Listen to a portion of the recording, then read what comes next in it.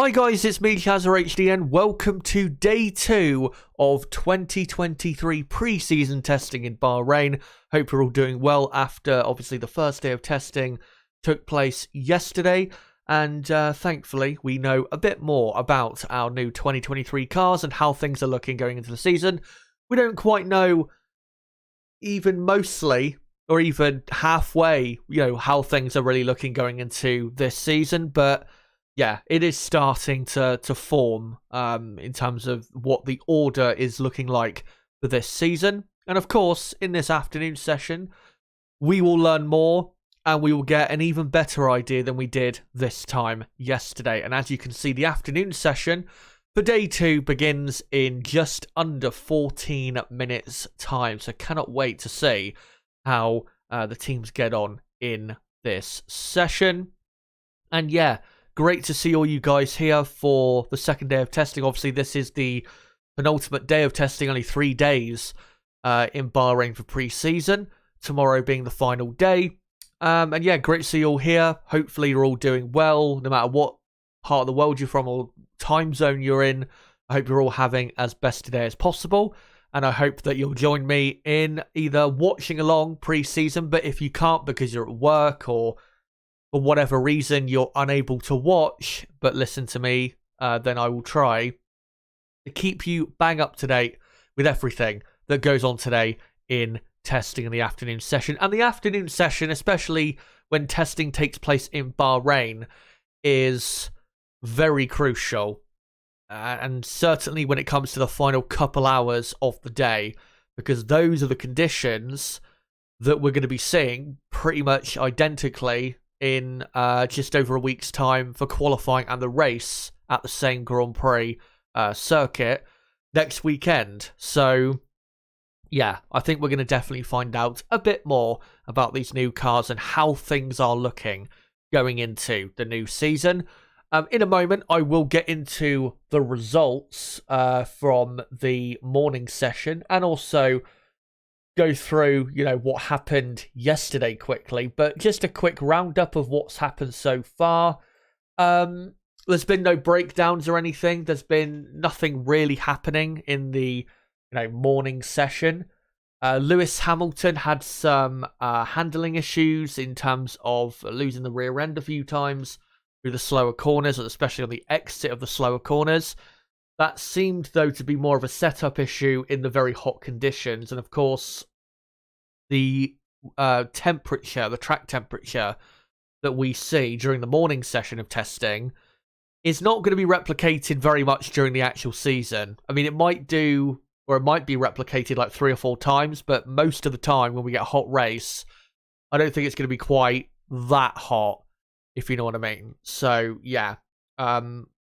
I don't think it's truly representative of what we're going to be seeing this season, and certainly not representative of what we're going to be seeing in Bahrain. And remember the second race of the season in Saudi Arabia, because both of those races are night races, and the track temperature, of course, will be a lot lower than it was in, the morning session. So, yeah, I don't think it's anything. If you're a Mercedes or a Lewis Hamilton fan, I don't think it's anything really to worry about from that perspective. Carlos Sainz, as I'll show in a moment, he is currently, for the second day of testing, top of the timesheets. Didn't really get a look at the Ferrari when it did that lap time, but we saw yesterday that the Ferrari was quite high up in the timesheets, but didn't look great with its handling, say compared to Red Bull and Mercedes. So we'll see, in this afternoon session, more so of, have Ferrari, made some improvements with the setup and understood, say, more about their machine.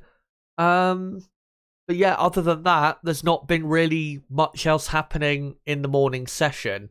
Everyone has had, absolutely fine, I think, reliability. No one's really had any, off-track moments from what I saw. Already, big off-track moments. And yeah, it was just a normal morning of testing, I guess you could say.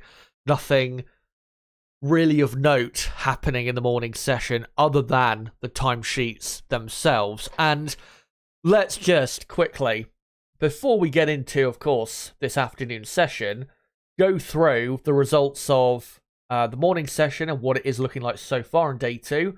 And then we'll get into, obviously, the results of yesterday just as a quick refresher. So I'll just get rid of the countdown for a second. And yeah, here we go. So these are the current times of day 2 so far. Carlos Sainz top of the timesheets on a 1:32.4, the quickest time of testing so far. And then Logan Sargent is second, only, I think, just under 0.2 of a second away from the Spaniard in the Ferrari. Fernando Alonso is third in the Aston Martin, and then you got Zhou in fourth, Magnussen fifth, Ocon sixth, Perez seventh, Hamilton eighth, Norris in ninth, and Yuki Tsunoda 10th. Norris and Tsunoda definitely were doing, quite heavy-fueled runs in the morning. That's why they were so slow. And just a quick update as well in terms of who is driving in the afternoon session. So I'll go through, team by team based on, which team is top of the timesheets down to the bottom. So Leclerc will be in the Ferrari this afternoon. Logan Sargent will stay in the Williams. Alonso will be staying in the Aston Martin. And Zhou will be staying in the Alfa Romeo for the afternoon session. And then it'll be Hülkenberg coming into the Haas, Gasly coming into the Alpine, Verstappen coming into the Red Bull, Russell coming into the Mercedes, Piastri coming into the McLaren, and De Vries coming into the AlphaTauri. Just an update as to the drivers taking part in the afternoon session. And again, a quick reminder of what happened yesterday and just how it looked yesterday on the first day of pre-season testing. So Max Verstappen, he ended up quickest on a 1:32.8, only 0.4 of a second slower than the now new quickest time of testing that we have seen. Obviously this morning from Carlos Sainz. Fernando Alonso yesterday was only slightly slower, and Alonso's lap time there slightly quicker than he went in the morning, but I'm sure he'll go even quicker in the afternoon session than he did. Reminder, the morning session, of today, day 2, he did a 1:32.9, and then it was Carlos Sainz yesterday in third, with Leclerc fourth, Norris fifth, Hamilton sixth, Albon seventh, Zhou 8th, Russell 9th, and Logan Sargent in 10th. And then Hülkenberg was 11th, with Bottas 12th, De Vries 13th, Drugovich 14th, Tsunoda 15th, Gasly 16th, Ocon 17th, Piastri 18th, Magnussen 19th, and Perez did not do a lap time because it was Verstappen who was in the car for Red Bull all day long. So yeah, those were the times of yesterday. And as I just showed a moment ago, the times of the day so far. And now I'll just quickly get the timer back on the screen for you guys. And we've got about 7 minutes to go until the afternoon session begins in Bahrain. And what I'm looking out for here is in this afternoon session is, of course, some even quicker times. But really, what I want to see more of is teams that either didn't impress me that much yesterday, or I didn't get to really get a good enough look at yesterday in terms of how is the handling of the car. Teams that I didn't get a real great look at for a long time yesterday were like teams like McLaren, Alpine, Haas, and even Williams to a certain extent, I guess. But I also do want to see more of the top teams to just see, how they're looking on day 2. And it would be nice to see with Aston Martin whether, in comparison to those front-running teams and the other midfield teams, just how well they're handling. And the Aston Martin car definitely looking like probably the most improved car so far here in testing compared to testing last season. And really, the start of last season as well. But guys, make sure to buckle up because we are just a few minutes away now from the afternoon session beginning. Just over 5 minutes time. And of course, during the session itself, if you want to ask a question F1 related, of me during the session itself, or if you want to post any thoughts, you know, in the chat as well, then make sure to do so in the live chat and during the session, because there will be plenty of lulls when things start to die down and there's, you know, less laps being set by certain drivers. I will try and get to all of your comments during the stream itself.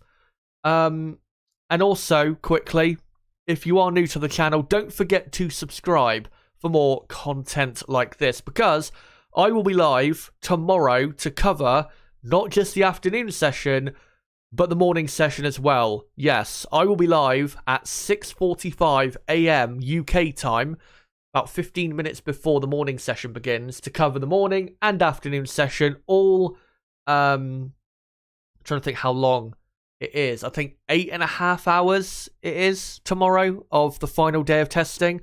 I'll be covering all 8.5 hours, and I'll be live for almost 10 hours straight. So it'd be great if you guys could come along to check out the final day of testing and just how things are looking.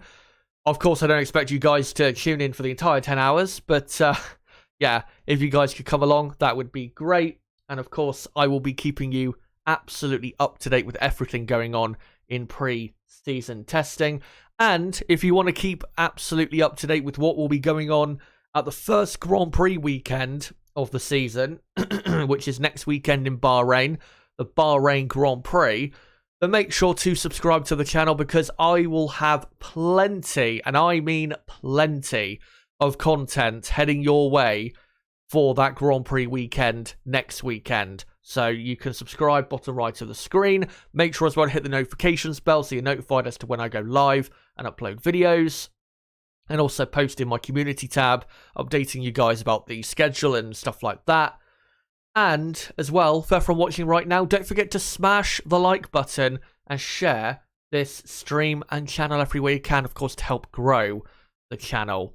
And as well, if you want to keep up to date with, you know, what I'm doing and my content and when I'm doing stuff, then make sure to follow me on Twitter at ChazHD5. It's ChazHD on Twitter, but the @ is, yeah, ChazHD5. If you want to do that over there. But yeah, we're just, 3 minutes away, about. And Bahrain, as usual, beautiful and hot. And the cars, hopefully, should be piling out of the pit lane in a few minutes' time. We had to wait, how long was it? 7 or 8 minutes, I think, when the afternoon session started yesterday, for a car to come out of the pit lane.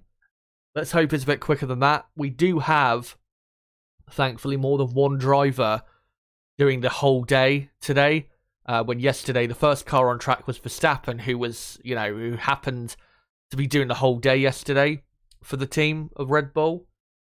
So I wouldn't be surprised if if Sargent, Alonso, and Zhou, who were doing the entire day for their respective teams, are the first ones out on the track.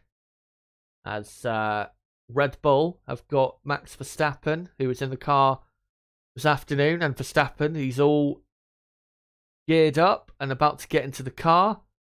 And yeah, just getting into the car now, as the front wing was just being fitted there by the mechanics. So by the looks of it, he's probably not going to be that long away from getting out on track, which is good to see. As Verstappen gets seated and will soon be belted in to his Red Bull car. And there is Zhou Guanyu, who looks like he's ready to go. And looks as though they're just waiting the mechanics for the signal to let Zhou out of the garage as we're about to start. So it looks as though he's probably going to be the first one on track, is Zhou Guanyu, who of course ended up P4 after the morning session.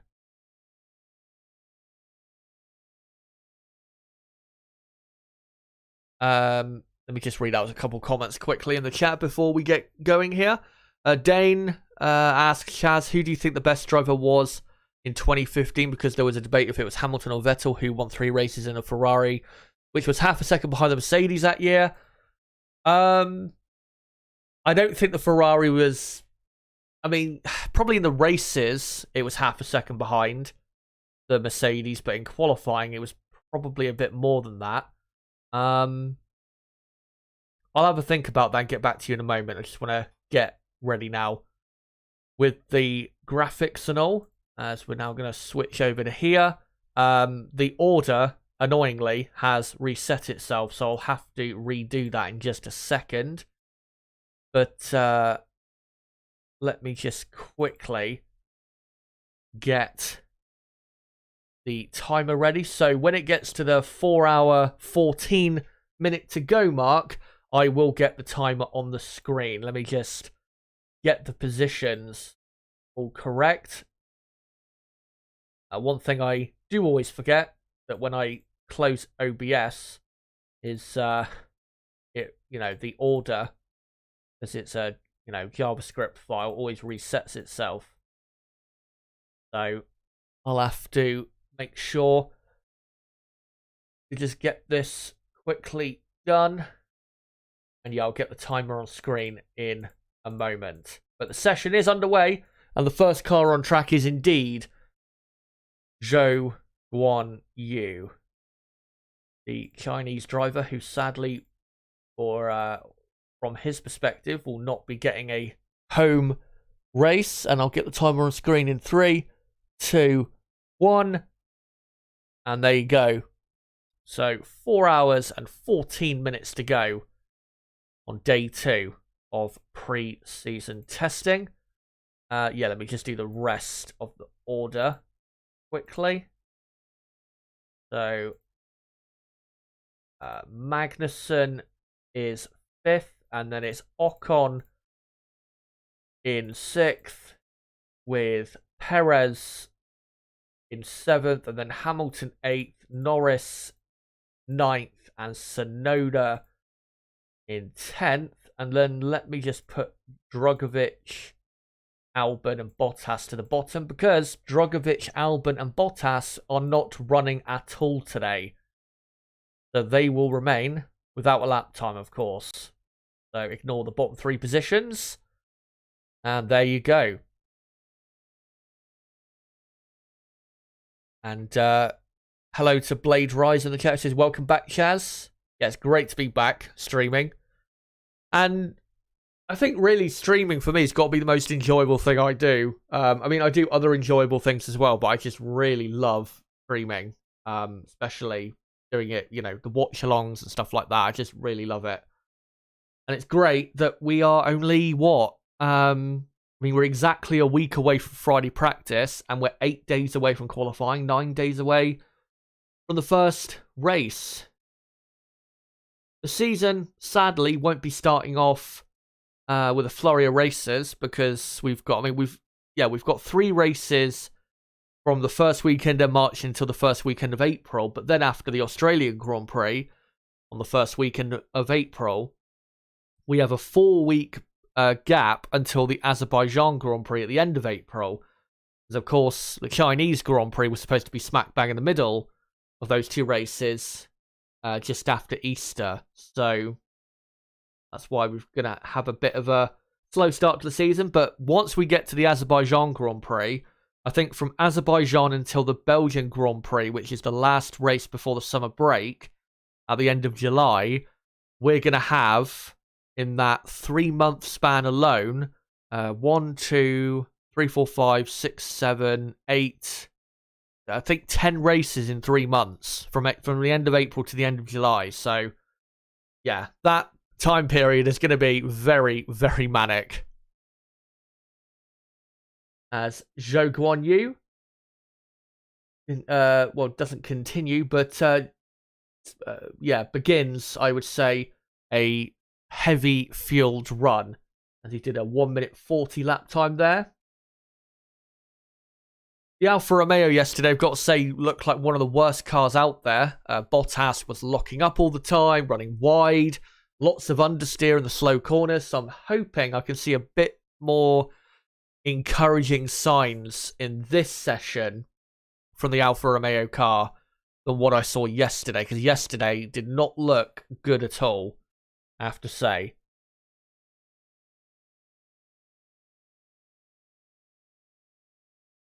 And also, good to see Vinster and Nello and Jello in the chat.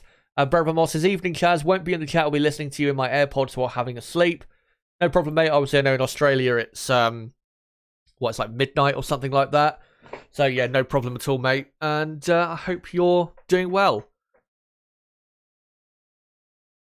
As Max Verstappen is on the circuit, and he's currently on his first timed run. Let's see what Verstappen's going to do straight out of the box. Don't know what tyres he's on. There's a 29.6 for the first sector. And let's see what tyres he's on. Looks like the Pirelli test tyre, I think it is, or prototype tyre, whatever you want to call it. And yeah, Verstappen, I'm not expecting him to, go massively quick with this lap time, but you can already see by looking at the Red Bull that something that I observed last season and even yesterday, that the Red Bull, it doesn't look amazingly faster visually with its handling than the other cars, but it does look remarkably balanced and very, very smooth, which again I talked about last season and yesterday. And Verstappen flows beautifully through the final corner and comes to the line and will probably go. I didn't expect him to go that high. He went up to third position, did Max Verstappen, on a 132.8. Slightly quicker than he went yesterday, but pretty much at the level of what he did yesterday. So Verstappen up to third. And I'll just update the gaps and how far Max is off of Carlos Sainz. And hello to G Walker in the chat as well. And oh yeah, I forgot to answer Dane's first question there. I'll make sure to do that in a moment. Let me just quickly make sure of the gap with Verstappen in terms of how far behind he is off Carlos Sainz. And it's 0.3 of a second. A pretty good first lap. But of course, lap times don't really mean that much in testing, as we are still looking at Max Verstappen on the TV broadcast. But yeah, let me just quickly get all these times done, if I can, before any more are set. And completing the top 10 now is Lando Norris, who of course did the morning session. McLaren fans definitely want to see some encouragement today after what's not been the most positive winter. Not quite a winter of discontent, but they're already playing down expectations, which is not great if you're doing that straight out of the blocks. So there you go. Max Verstappen in third, 0.3 of a second off the pace. Right, let me answer this question by Dane. Who do you think was the best driver in 2015 between Hamilton and Vettel? Who was the best driver? I think I'd have to still say Lewis Hamilton, because it's still, even though Sebastian won 3 races and that season, was brilliant, he really was, there was still a quite sizable gap between Hamilton and Vettel's respective cars that it is very hard to compare. Now, with Vettel and Rosberg, I don't think it is anywhere near as hard to compare, because Vettel he wasn't actually that far behind Rosberg in the championship that season. I think people forget that Vettel actually overtook Rosberg in the championship for second, I think at the US Grand Prix where Hamilton won the championship, or it was the Japanese Grand Prix, one of those Grand Prix, where, Vettel actually got ahead of Rosberg. And, yeah, I think Sebastian that season was definitely at a higher level than Nico was. But I think with Hamilton, I think he was definitely the best driver that season. Dominated the season, really.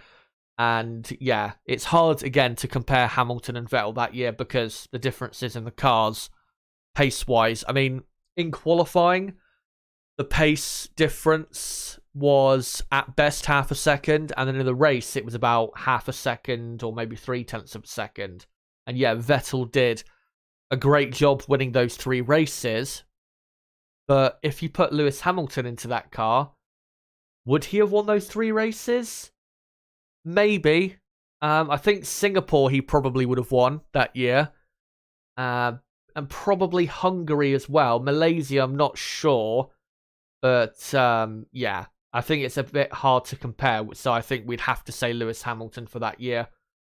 But Hamilton and Vettel were definitely the 2 best drivers in 2015. And I actually think that maybe not just that season, but I'd say 2015 and also 2013 as well was probably Sebastian Vettel's peak. Because I think people forget with 2013, yeah, he had the best car, but it wasn't like the 2011 Red Bull where Red Bull were constantly looking out the front row and were, so far ahead. In 2013, even though Vettel won so many races and had so many pole positions, it was a lot more competitive. There was a lot more front-running teams. The first half of the season was very competitive, and the gaps in qualifying weren't as big as they were in earlier seasons where Red Bull had a dominant car, but Sebastian just made the difference quite a lot in that year. I still don't think that was his best championship necessarily in 2013, but I think he was if it makes any sense, I think 2010 is probably his best championship because of the comeback he had to make. But 2013, I think as a driver, he was at a higher level than he was in 2010. But I think because of what he did in 2010, making that comeback in the championship from a position where people, I think at the time, assumed that the championship was a fight between Alonso and Webber or Alonso, Hamilton, Webber. I think he did, phenomenal that year. But yeah, I think 2013 and 2015 was probably the peak of Sebastian Vettel. As Max Verstappen looks as though he's on another timed run. Dane also asks, when you did your 2022 season review, why did you only put Alonso in 5th? The only race he had problems was crashing to Ocon at Brazil and Miami, where he lacked pace, then got a double 5-second penalty. The reason I went for him in 5th, I think the two drivers from the top sorry, let me do that again. Two drivers from the top 3 teams that I had ranked below Alonso, I think were Perez and Sainz, was it? I think I had ranked below Alonso. The reason only 5th and not higher is because with Sergio Perez, the reason I had him behind Alonso is because I think his performance last season was a lot down to the Red Bull car and team being so great. And I think Perez, he had great performances in 2022, but I don't think it was his best season in F1. And with Carlos Sainz, I thought Sainz had a poor season. And I thought he was, very disappointing. One of the most disappointing drivers last season. The reason I didn't have him ahead of Russell, Hamilton, Leclerc or Verstappen is because Verstappen, Leclerc, Hamilton, Russell, they all performed to the potential of the car pretty much. And they all really did the best they could most of the time.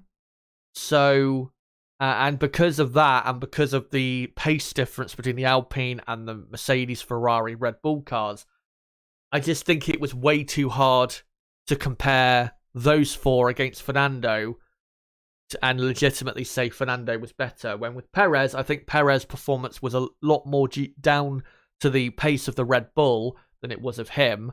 And again, with Carlos Sainz, he performed nowhere near to the potential of the Ferrari car last season.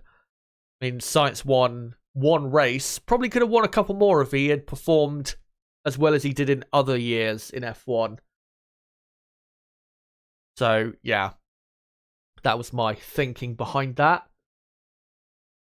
As I think Charles Leclerc has set his first time of the day.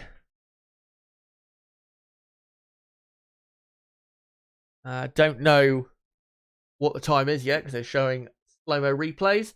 Verstappen, though, is now up to second place. And who else have we got? We've got, Leclerc up to P10. So there you go. And let me just update that Sergeant, the gap he is behind. And I'll just quickly find out how far behind Max Verstappen is compared to Carlos Sainz. And Verstappen is about 0.03 of a second behind now. So Max not very far behind. And Charles Leclerc, let me see what gap he is at. Oh no, they just hidden it on the F1 broadcast, which is annoying, but at least good news if you're a McLaren fan. Oscar Piastri is now on circuit. But Leclerc 2 seconds off the pace he was with his first run there. And De Vries has also set a first lap time. So I'll quickly update that he is up to 13th. I'll just update the gap he is behind. De Vries 6.1 seconds behind. So yeah, there you go. I'll just update that position. So De Vries up to 13th. As Oscar Piastri, who's got quite a lot of high-vis paint on his McLaren, is now flying up to turn 4. And bit of oversteer on the exit. And completes the first sector. Understeer through the first part of that little chicane of 6 and 7. Into turn 8. Understeer again. So quite a lot of understeer in that McLaren.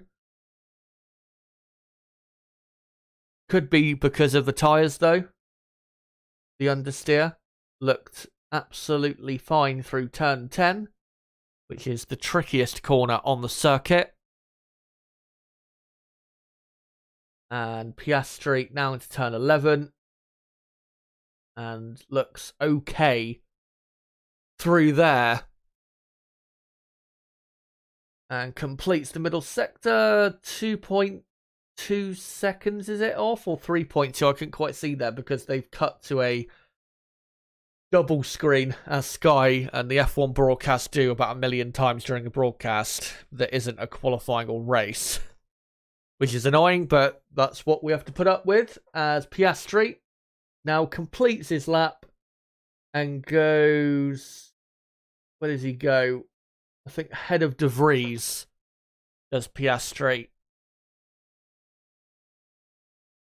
So he is up the 13th position. I'll let you know what the gap is in a second. As we can see a slow-mo of him coming down the pit straight. And the slow-mo of that really just trying to measure the porpoising level. But not really... I think the porpoising for the teams has I mean, except I'd say for Ferrari or maybe one other team, not really there anymore. As yeah, just more slow-mos of the McLaren. Obviously with a lot more black on it, exposed carbon fibre to save weight when it comes to the paint. And Piastri, 4.3 seconds behind with that lap. And obviously De Vries, 6.1 seconds back. Oh no, he's now 5.9 seconds back. So there you go. As we're looking at Charles Leclerc in P10, just coming through turn 4. And again, rear end dancing through that corner as he does a slower first sector. And now into turn 8. Looks okay. Decent even, I would say. And into turn 9 and 10 he comes. And hits the apex. And exits that corner. And it's just going through the final DRS zone up to turn 11. And, got caught out there, maybe by some wind, I'm not sure. But went a bit wider in turn 11. And had to have a second stab at that corner. Now into turn 13. And looks okay. The only thing I've seen from the Ferrari so far, in terms of noticeable differences compared to the Red Bull and Mercedes car, is a lot more bouncing, porpoising, but also the rear end of the Ferrari, as Leclerc comes into the pits, the rear end of the Ferrari a lot more oversteery and snappy compared to Red Bull and Mercedes. I know Mercedes had some issues on the rear end this morning, but I think with Ferrari, we've seen that more consistently. Issues on the rear end. So, yeah, that is something to keep an eye on, whether they can improve it or not.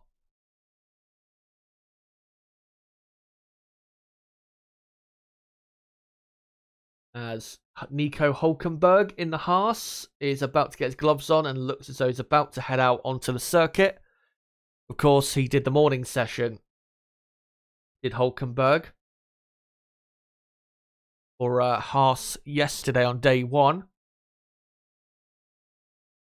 And yeah, all that's needing to be fitted to that is some tyres, and then he'll be out there.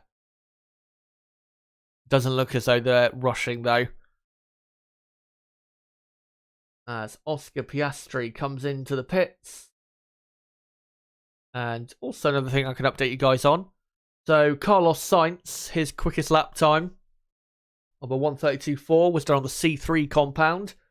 Max Verstappen, he did his best time on the prototype tyre, I believe.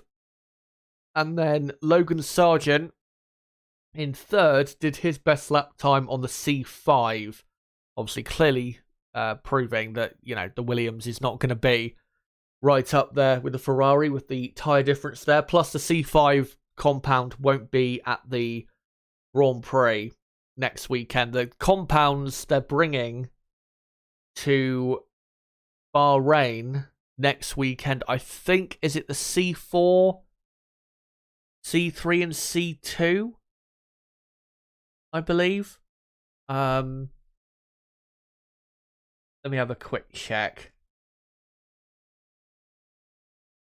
to see, exactly what Pirelli have decided to bring. And no, can't find anything there.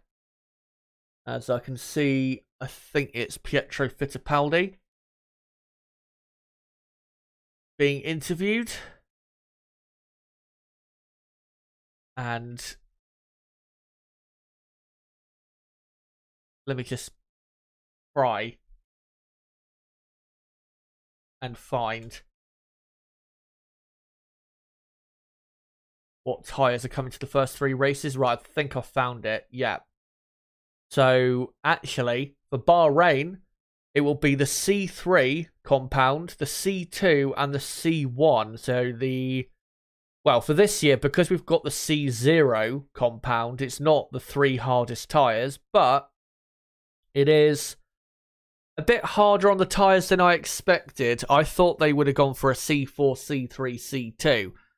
So the time that Carlos Sainz did on that tyre, C3, that will be the soft compound tyre in a week's time. So, yeah, that's important to remember. And then for Saudi Arabia, it'll be the C4 compound as the softest, and then the C3 and C2. And then the Australian Grand Prix, the same as Saudi Arabia, C4, C3, C2. So there you go.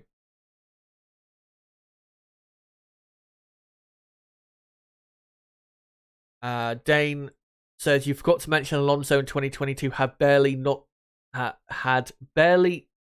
not so good races. Not quite sure what that means. While Hamilton has many... oh, right. So you're saying that Alonso barely had races where he wasn't good, and Hamilton had many not so good races. That is true, but again, context is important.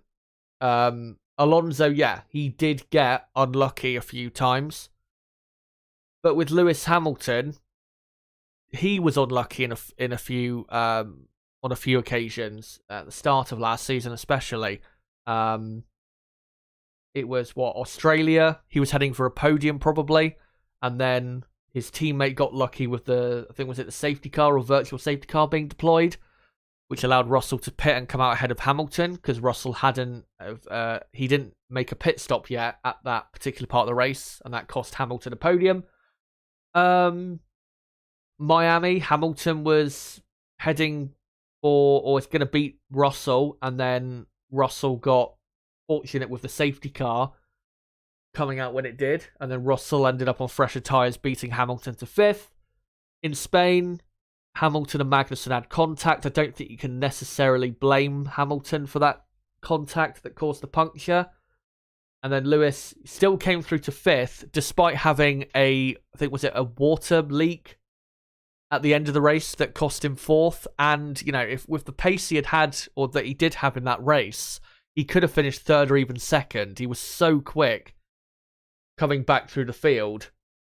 And then there was other races, I swear, where he was unlucky. Yeah, the Dutch Grand Prix, he was unlucky. Probably should have won that race, or at least finished in 2nd.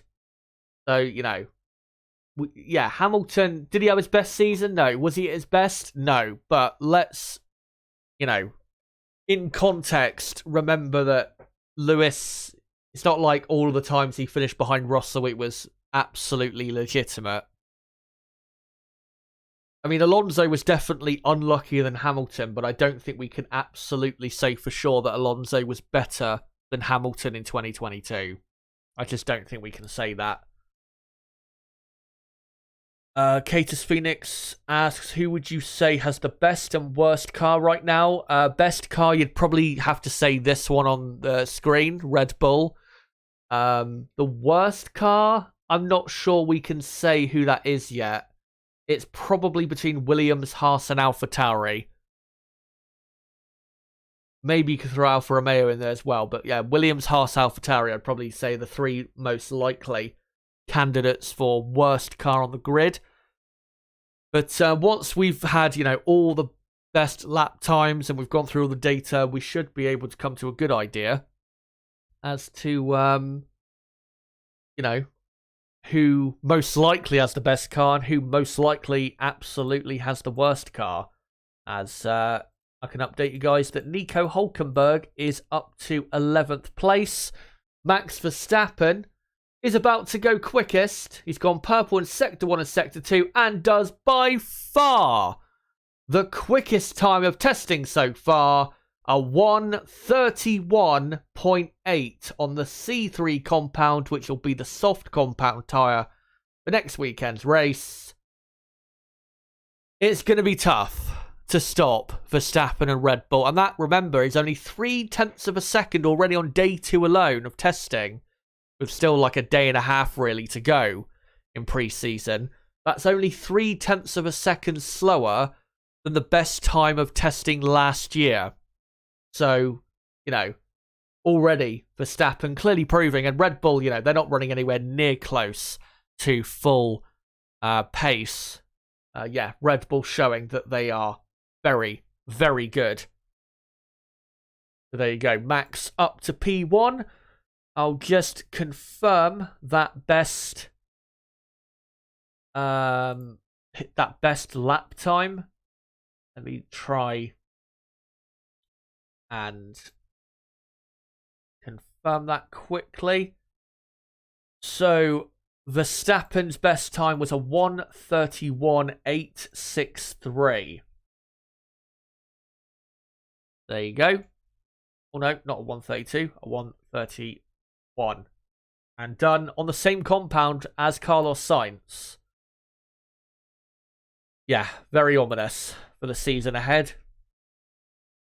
And I will say, I mean, I think, you know, with my prediction that we're going to have a Mercedes, Red Bull, Hamilton, Verstappen title fight, I think there is still a decent chance of that happening, because I think Mercedes have definitely proven they're way better than they were this time last year, which is going to help them in 2023.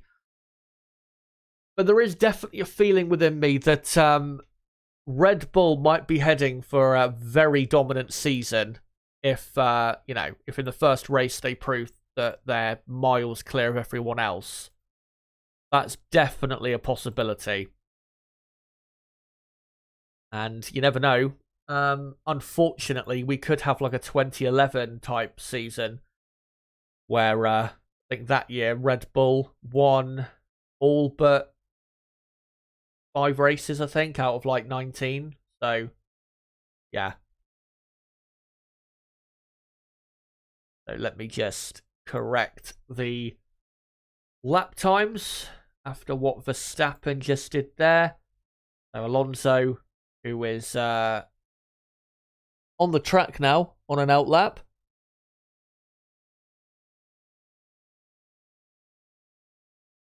And just trying to see if we've got any other people on track. George Russell has done a first lap time, which is good to see. And let me just do the others here quickly. So, Joe, 1.3 down. Obviously, he's on track still for the afternoon. And he's, I think, just doing a race run with Magnussen, who was doing the morning session.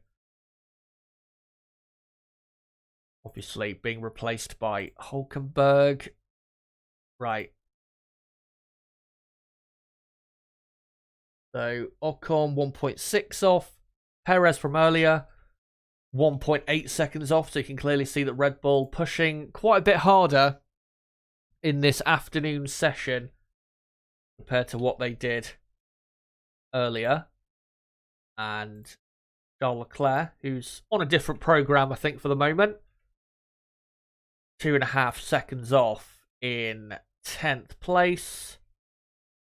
And yeah, you've got Nico Hulkenberg, who is 3.333 seconds back.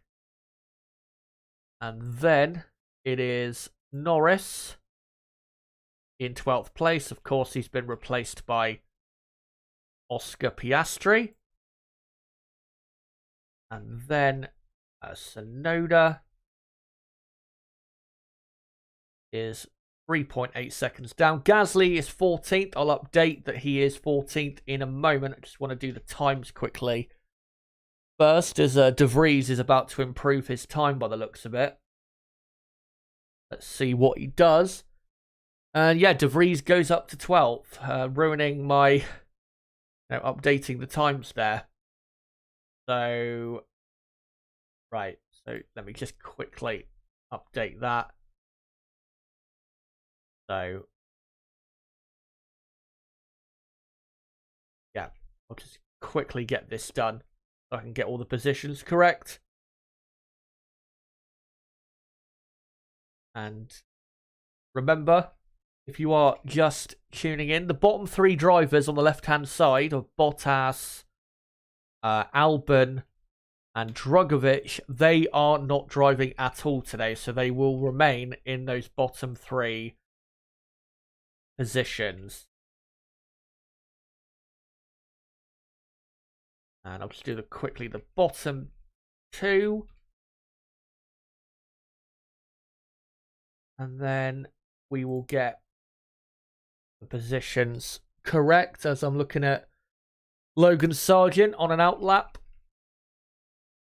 on the screen. Don't think he's on a set of soft tyres or anything. I think he's just doing a long run. And I think that's all correct now for the times. Now let me just quickly do the positions. So you've got Hulkenberg in 11th, and then De Vries is now 12th. And then it's Norris, Tsunoda, Gasly, Piastri, and Russell. So there you go. All the timings, gaps and positions on the left-hand side of your screen are now correct. Did Hamilton have his worst season last year? Asks Eric. No, I don't think it was his worst season. I think 2011 or 2009 was probably his worst season, and he was definitely a lot worse of a driver back then. So yeah, it wasn't his worst season. It was definitely disappointing, but I mean, he was never going to win the championship because the car was not good enough. Dane, who was better in the year 2008, Vettel or Alonso? Probably Vettel, considering he was in a Toro Rosso and Alonso was in a Works Renault. Eric says, I think Red Bull won all but 5 races last year. 3 won by Charles. Both Russell and Sainz won 1 race. All but 7 races won by Max, with 2 races won by Checo. Yeah, that could be on the cards again if if let's say Ferrari are the second quickest team in 2023, and that gap on the left-hand side, if that turns out to be the true gap, I'm not saying it is the true gap, but I'm saying if it turns out to be the true gap, then we could be in for a long, long season where Red Bull win at minimum 15 races or even close to 20. It's a possibility, given what we saw last season. As we are now looking at Charles Leclerc on an improved lap. He's done a personal best first sector, bit wobbly on the rear end through turn 11. And 2 seconds down he is on Verstappen after the first 2 sectors. Yeah, he's not going to improve that much. He's probably going to stay in 10th place, to be honest, but just improve his lap time by, I don't know, a couple tenths of a second maybe, as there's some work going on the suspension area to the Red Bull. And Leclerc, yeah, he does stay in 10th place, but he improves his time, and he's now 2.4 seconds off the pace. As we are, 3.5 hours to go here? So we've only been going for 45 minutes. Feels like we've been going for longer, to be honest. Already feels like a lot has happened. But, yeah.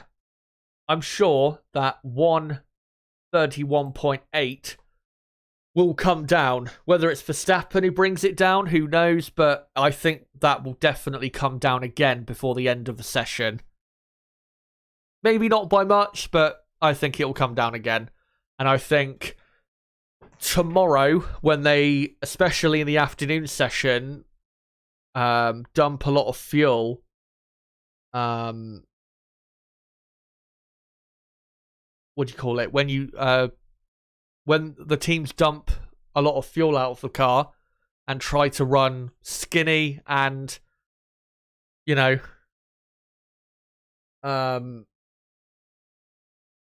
try to see what their pace is like for qualifying trim. I think they're probably tomorrow going to be getting down to the low 1 minute 31s or late 1 minute 30s, maybe even faster than that. Who knows? I just saw a comment on I don't know if it was on my community post or whatever. From what do you call it? From Ewok. You guys might, remember him. He's a regular viewer who just told me that the chat for some reason is not appearing. Is that the case for you guys? Because it looks fine to me. Yeah, he says you got no live chat on your day 2 testing stream.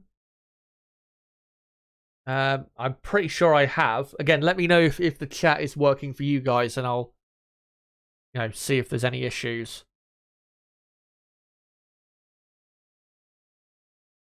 And I'll just respond to him to let him know that I think it is working.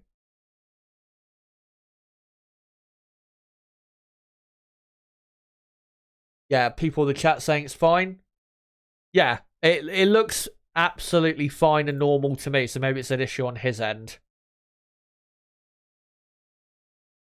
Bonebox Chicken says, I hope Williams are looking a bit better than last year. I think Williams will definitely start this season better than they did last season. Not to say that they started last year poorly, because obviously Albon scored points in, was it Australia and Miami? But they weren't as close to, say, the midfield on pure pace as they were the second half of last season. So I think they'll start off a bit closer this time around. As Russell, by the looks of it, in the Mercedes, is on a long run. He's quite far behind on pace. Oscar Piastri, I've just seen, has improved his lap time. He's now 4.5 seconds down on Verstappen, and I think that is, yeah, all of the lap times bang up to date for the moment. And one thing that we do normally see, of course, and you will see during testing here, is Lee Moran says terms go to Specsavers. Well, again, it could be just like a glitch on, like, I don't know how he, tunes into the stream. Could be a glitch on the phone version of the YouTube app or something. I don't know. But yeah, as I was saying, as the testing goes on, you'll see softer and softer tyres as teams try to get an understanding of what their qualifying pace is looking like. As Piastri continues on with another lap. Got DRS open up to turn 4. And again, understeering a bit wide there through turn 4. Not massively wide, but still. Looks better there through turn 6 than he did a few laps ago. Let's see what he looks like through turn 8. Yeah, better this time around. So the tyres probably a bit more fired up on this occasion than they were when he got out there onto the track. As Piastri keeping the rear end in check on the exit of turn 10 and up turn 11. And slight loss of the rear end on the exit of turn 11 as he now flies through turn 12, which is flat out. And yeah, but the McLaren car to me looks okay, but nothing, there's nothing of note where it's like, yeah, it looks really good in this part of the track or in these types of corners. There's nothing like that I can say. But I don't see obvious issues with the car, but I don't see anything spectacular either, or anything of note in a good way either. So, yeah. This looks kind of middle of the road compared to what I've seen of the, handling of the other cars. As Piastri sliding the rear end beautifully through the exit of turn 2. And goes up to turn 4 once again. Obviously, the noise coming out of McLaren has not been very positive this season. Already playing down expectations and talking about upgrades coming for the Azerbaijan Grand Prix, hopefully sooner for them. But, yeah. We'll see whether they're a bit better, actually, or maybe even worse than they've been talking. Ewok, there you are. Says, I had no chat on mobile. Yeah, it's probably, I don't know, like a glitch with the mobile app or something. Because on my end, everything's been working as normal. And good to see you. As we're just seeing a slow-mo replay on the F1 broadcast of Piastri. Dane asks, what is Alonso's worst season when it comes to pace? And not because of the car. His worst season. It's hard to say, actually, what his worst season is. I guess you could say probably 2021, because Ocon... Didn't Ocon beat him in 2021 in the championship? But then again, you could say, well, he had a couple years out of F1. I guess you could say that season. Other than that, the only other season I would point to is maybe 2000 and... It's hard to say. It is hard to say. Maybe 2004, because he struggled at times compared to Jarno Trulli, his teammate, in qualifying, which is not necessarily a bad thing, because Jarno is one of the best qualifiers of all time. But, yeah, I think that season, arguably, you could put up there. But he's not had many, like, bad seasons from his own driving perspective as Alonso. And, yeah, the seasons where he's been low down in the championship, really, it's been because of the quality of the car. As, yeah, Logan Sargent we're looking at on the C3 compound and is on a long-fueled run with 3 hours and 28 minutes remaining on day 2. And Sargent exits the final corner and continues on. And currently on track, the only cars we have are Sargent and De Vries, the two new additions to the grid for 2023. And let's hope both have a good debut season. I mean, arguably, you could say De Vries' debut, well, his debut in F1 was last season, but it wasn't his debut season, was it, really? He only did one race, and, well, what a race it was. As Logan continues on.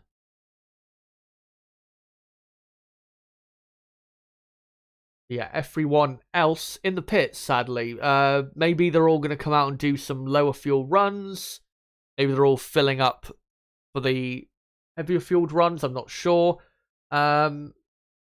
Probably in about an hour and 20 minutes or so from now, it will probably... the sun be setting, and then we'll get into the good part of the day where the conditions are actually representative of what we'll see at the first Grand Prix next weekend. So we're not far away from that. As Sargent understeering quite a bit through turn 13. Rear ends having to be managed as well by the looks of it. As he comes into the final corner. And, yeah, looks okay, but just, yeah, very, very smooth. Nothing special, really. And he now comes into the pits. So only De Vries now on the circuit. And we'll see if he's going to do a practice pit stop or if he's going to just be wheeled back into the garage. Looks as though he's going to be taking on a new front wing. Maybe it's a different front wing, or they're just doing a practice for how quickly to remove the front wing. Not sure. Hopefully it's mounted correctly. That was an issue at Ferrari yesterday. They had a flexi front wing. The end of the nose cone was moving in weird ways. And it wasn't because it was a movable aerodynamic device or anything. It's because it wasn't mounted properly. And yeah, Logan Sargent released from his pit box and back out on track. And now we look at Nick de Vries, who continues on his long run.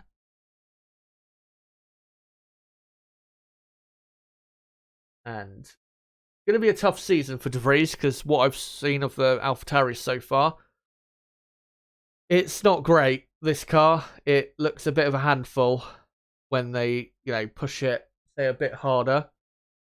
And not like they have AlphaTauri 2 drivers that can drag cars into positions way higher than it deserves to be.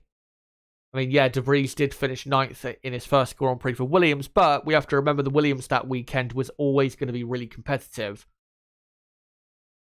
I mean, still a great job by de Vries to come in and, not a lot of practice with the Williams and, do what he did. But let's not pretend like the Williams was, really slow that weekend. It was always looking good that weekend because of its phenomenal straight line speed, which if they can keep that up this season, Williams, not AlphaTauri.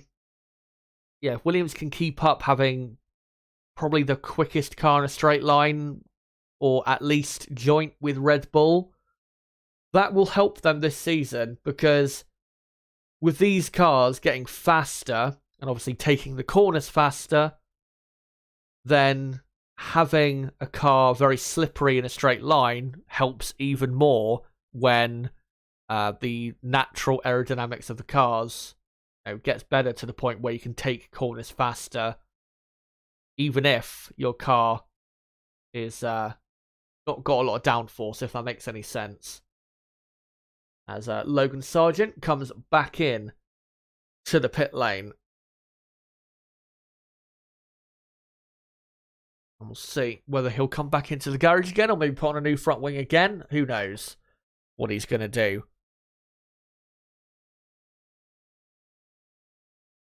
Ewok says, worst season, either Crashgate or his first season at McLaren. I mean, yeah, you could probably put those up there. The reason I wouldn't put 2007 up there is because even though it was, the way he acted and it just wasn't a great season from his perspective when a lot was expected that year, he did win a few races and he only lost the championship by 1 point. So, yeah, it's not like it was. It's not like he was, the number 2 driver that year and finished like 50 points off the championship. He still came really close to winning the title in a team that, by the end of that year, was actively working against him. And 2008. I mean, I don't think we can really say that was a bad year for Fernando. I think the Renault car that year was pretty meh and didn't really improve or get to a good level until the second half of that season. And Fernando did the best he could really with what he was given. As thankfully, Max Verstappen is now on the track. And even more ominous from Red Bull and Verstappen is that in the interviews after testing yesterday, Verstappen was very confident and very happy looking. And people, even journalists, were saying that it's the happiest they've seen him after testing, after, a first day of testing, and he sounds super confident, which is, again, not a good omen for the rest of the teams and drivers. Because if Max is super confident in what he's got already, then, yeah, probably means he's going to have a very, very successful season. But this team and this driver on screen, on my screen, I'm sure if his car is good enough, we'll have plenty to say about that. As Verstappen is just coming into the final corner now. And exits the final corner. And let's see if this is going to be another flying lap from Verstappen. And he starts his lap now. Also, Nico Hülkenberg on track, which is good to see. And Verstappen now into turn 1. Looks good. Yeah, looks very good through turn 1 and 2. Rear end fully in control. That's I think the best thing from an aerodynamic standpoint of this Red Bull car that we saw last year as well is that the rear end just never steps out on this Red Bull. It's absolutely in line. And he does a purple first sector. And he's already trying to crush his competition before the competition's even begun. And that was a very nice turn 8 that Max had. Now into turn 10. That was brilliant. Turn 10. Did not have to correct the wheel once. Now into turn 11. Yeah, absolutely bang on. This is a brilliant lap from Max, and the car looks brilliant as well. And about a 1/10 of a second up on his personal best. A brilliant turn 13, and this car just looks so good. And now into the final corner. Hits the apex. No loss of rear grip.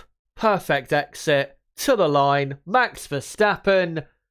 0.2 quicker. 1:31.6. And he's almost equaled the best time of testing last year. We've still got a day and a half left. Yeah. I think the competition is going to be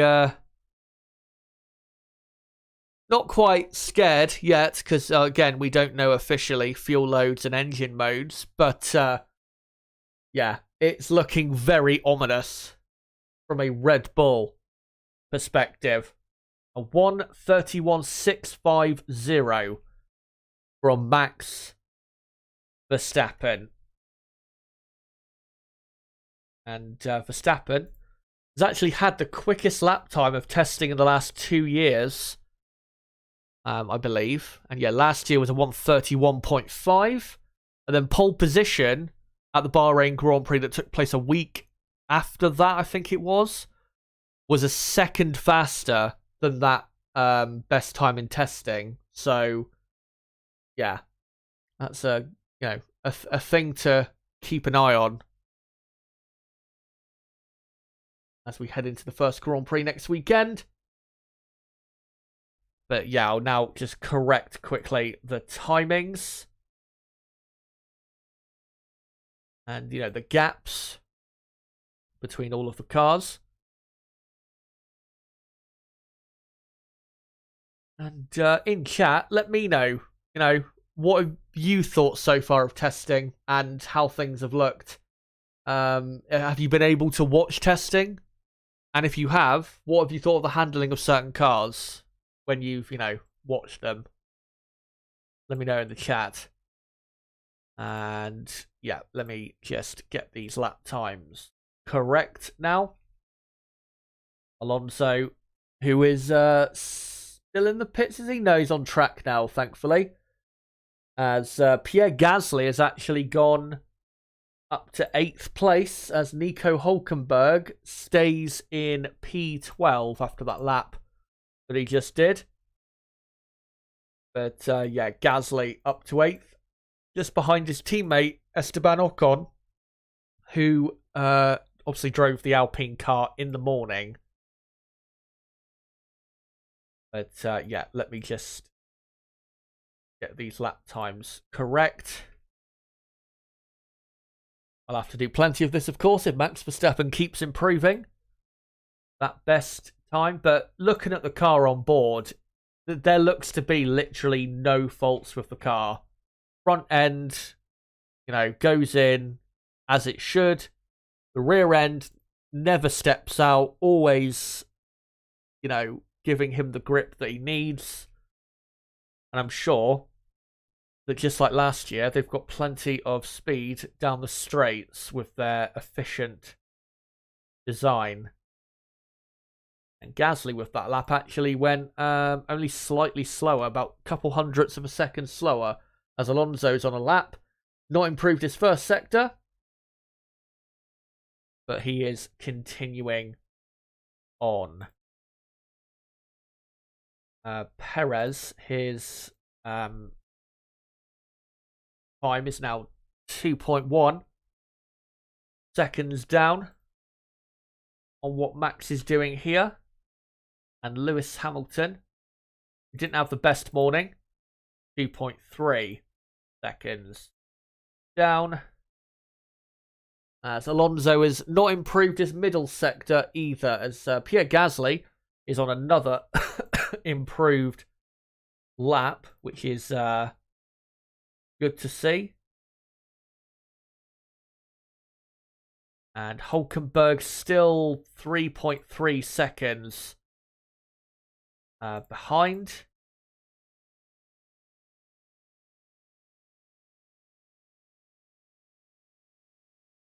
Yeah, Gasly's not improved his middle sector, which is not great, but we'll see whether he can end the lap well.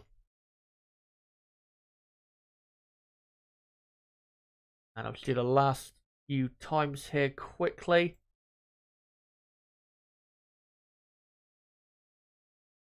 And Gasly, did he improve? I don't think he did. I think he just went a bit slower on that occasion. Piastri at the bottom, or not at the bottom, but near the bottom, is 4.7 seconds down. And George Russell still doing long runs at the moment, and he's 6.8 seconds off the pace. So I think that is all correct. And yeah, it is. So we are 1 hour into day, not into day 2, 1 hour into the afternoon session. And Max Verstappen is 0.8 of a second clear of the next fastest car of Carlos Sainz, who of course was in the Ferrari car in the morning. Leclerc now takes over for the afternoon. We've already, yesterday the quickest time was a 1:32.8. We're already into the mid 1:31s on day 2. So I reckon we could probably at the end of testing get to a low 1:30, given the rate of improvement that we've seen so far today compared to obviously to day 1, like I just said. As Oscar Piastri is doing another lap. He's got DRS wide open. Not sure if this is going to be a bit of a lower fuel run, or if he's just continuing to do what he's been doing. I think he's probably just continuing to do what he's been doing. As Piastri comes into turn 4. And we'll just see as he loses the rear end slightly there, see what his first sector is like. And no, it's not an improvement. So this is just him continuing what he's been doing so far, essentially.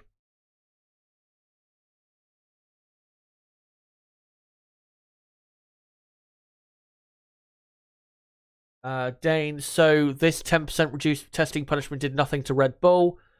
They are still unbeatable.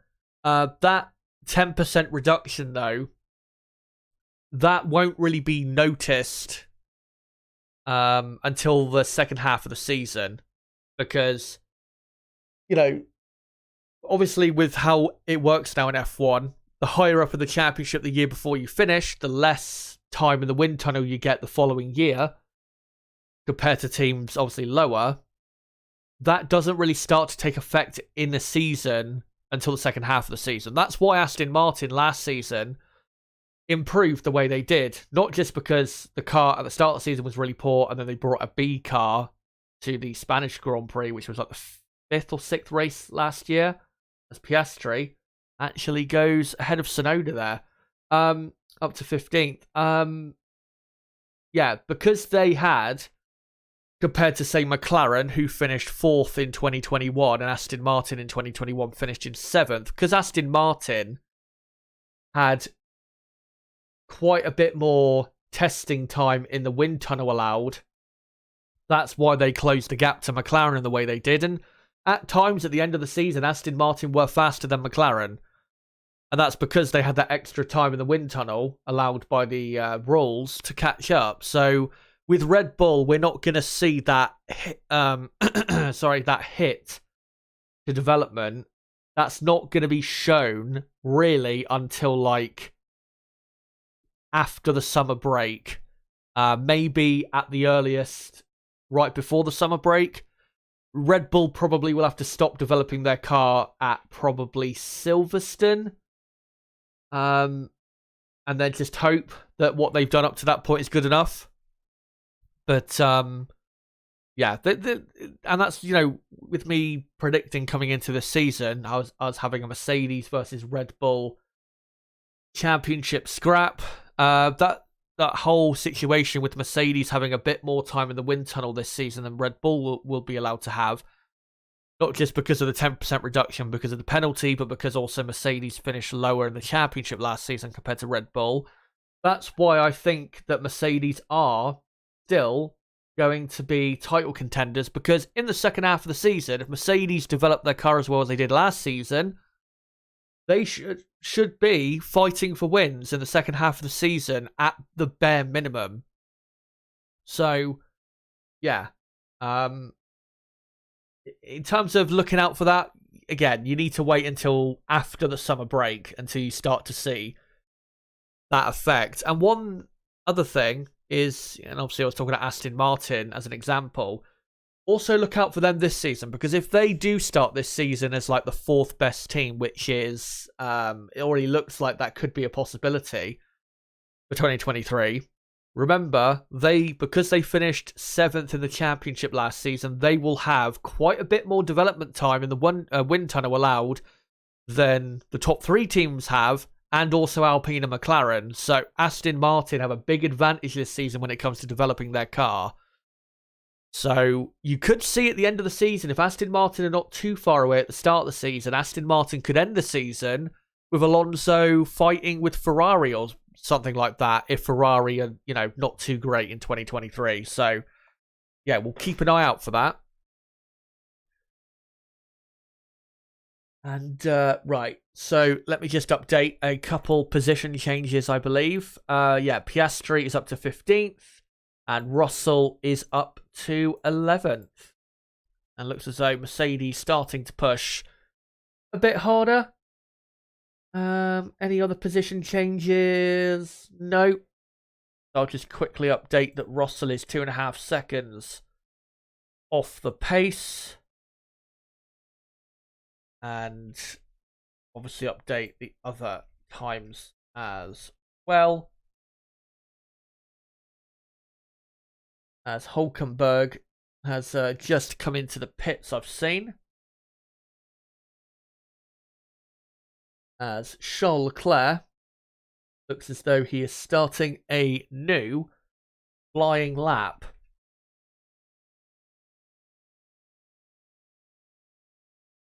And just coming through turn 1 and 2 now is Leclerc.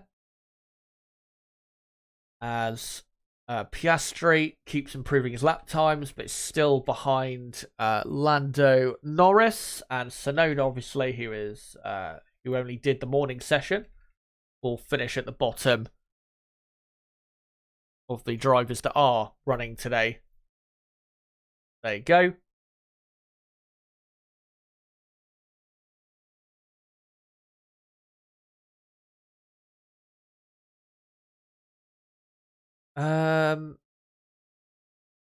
Erwin says, Checo gets the whole day tomorrow. What are you talking about? I don't know who you're responding to. I think actually might be responding to a comment above. From I think Jit, I'm not going to pronounce the last name because I'll probably butcher it, who says so Perez gets only 4 hours and max 12 hours, so fair. Yeah, do remember that Perez had his time in the morning, but Perez will be driving the Red Bull for the entire day tomorrow. So, I mean, Max, I think, still will have an advantage out of the running that they would have done in testing, because he would have been driving the Red Bull in the later part of the day and in the more representative conditions more than Perez did. But in terms of track running and time on track, it's going to be basically the same. As Charles Leclerc improves up to 4th place. Still a second off Max Verstappen, but Leclerc nonetheless up to P4. And George Russell is up to 10th. So just a replay of Leclerc. Again, rear end of that Ferrari, definitely a bit oversteery. And still showing up today is that issue. And Ferrari, their car is probably porpoising and bouncing around, probably the most out of any team that I've seen so far. Doesn't necessarily mean it's going to be an issue. But, yeah. Interesting to note, I guess.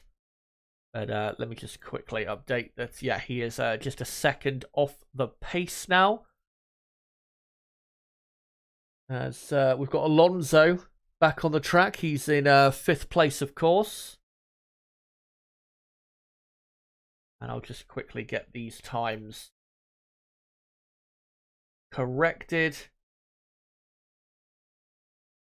As I think on the broadcast at the minute, we're looking at an AlphaTauri. Yes, we are, of Nick De Vries, who is in 14th place. And if you're wondering, George Russell in 10th is 2 seconds off Max Verstappen on the same compound. Russell and Mercedes, though, still not really pushing. And let me just do the final couple times here that I need to do. And Hamilton is 2.3 off. So there you go. And yeah, just, 3 hours to go. And it's already flown by the first hour and 10 of this afternoon session. And here comes Nick De Vries to the line and goes 13th. And is now 2.7 seconds off. So let me just update that. Yeah, De Vries up to 13th. Would be nice if we could see Fernando Alonso out there, but we're currently looking at a Ferrari, or not just on my stream, but on the broadcast as well. And Leclerc is doing a practice start on the exit of the pit lane. Of course, there is still, quite a lot of running to go in testing. And obviously, you've then got Friday practice next weekend. But Ferrari definitely will want to come out of testing not 0.8 of a second off the pace of Red Bull. So I'm sure later in this session with Leclerc, they will try to push a bit more and try and get... get a better lap time in. As Charles Leclerc is slowly touring around on an outlap. But currently on track, Leclerc, Alonso, Zhou, De Vries, Piastri. The cars on track currently. And pretty much everyone is on the C3 tyre. The reason they're on that tyre is because the C3 compound will be the soft compound tyre next weekend in Bahrain. As Piastri, I think Piastri actually might be on the C2, as he locks up his inside front into turn 1, I think distracted by the Ferrari, and goes deep. As he continues on with his long run. And I'm not sure what Leclerc's doing. Not sure if he's going to do a quick lap or if he's just doing some practice starts. Not sure. He's coming towards the end of his lap. And give it another, 45 minutes to an hour, and the sun should have set, and that's when it gets nice and spicy in testing here in Bahrain. And Leclerc exits the final corner, and it looks as though, yep, he is starting a lap. Let's see if it's a proper flying lap. Yes, it should be. DRS is open as he comes into turn 1 now, and looks okay. Light instability on the rear end, but he kept hold of it very well. Into turn 4. Looks fine on the front end. And he's not improved his first sector. Turn 6 and 7 looked alright. And turn 8. Slightly wider through that corner than he would have wanted, but the exit was very clean. Now into turn 9 and 10. Hardest corners on the track. And Leclerc has dealt with it perfectly. That's probably why he is so strong around this circuit. That's Leclerc. Into turn 11. Slightly away from the apex. But the exit of the corner, he was fine. And turn 13. A slight bit of oversteer, but only very slight. And now the final corner of turn 14 and 15. And that was very smooth from Leclerc as he comes back into the pits. The rear end looked a bit better that time around, so maybe they've done something on the setup. Who knows? But yeah, the rear end looked a bit more in control on that occasion. And just to confirm, Sergio Perez tomorrow is doing the entire the entire day tomorrow for Red Bull.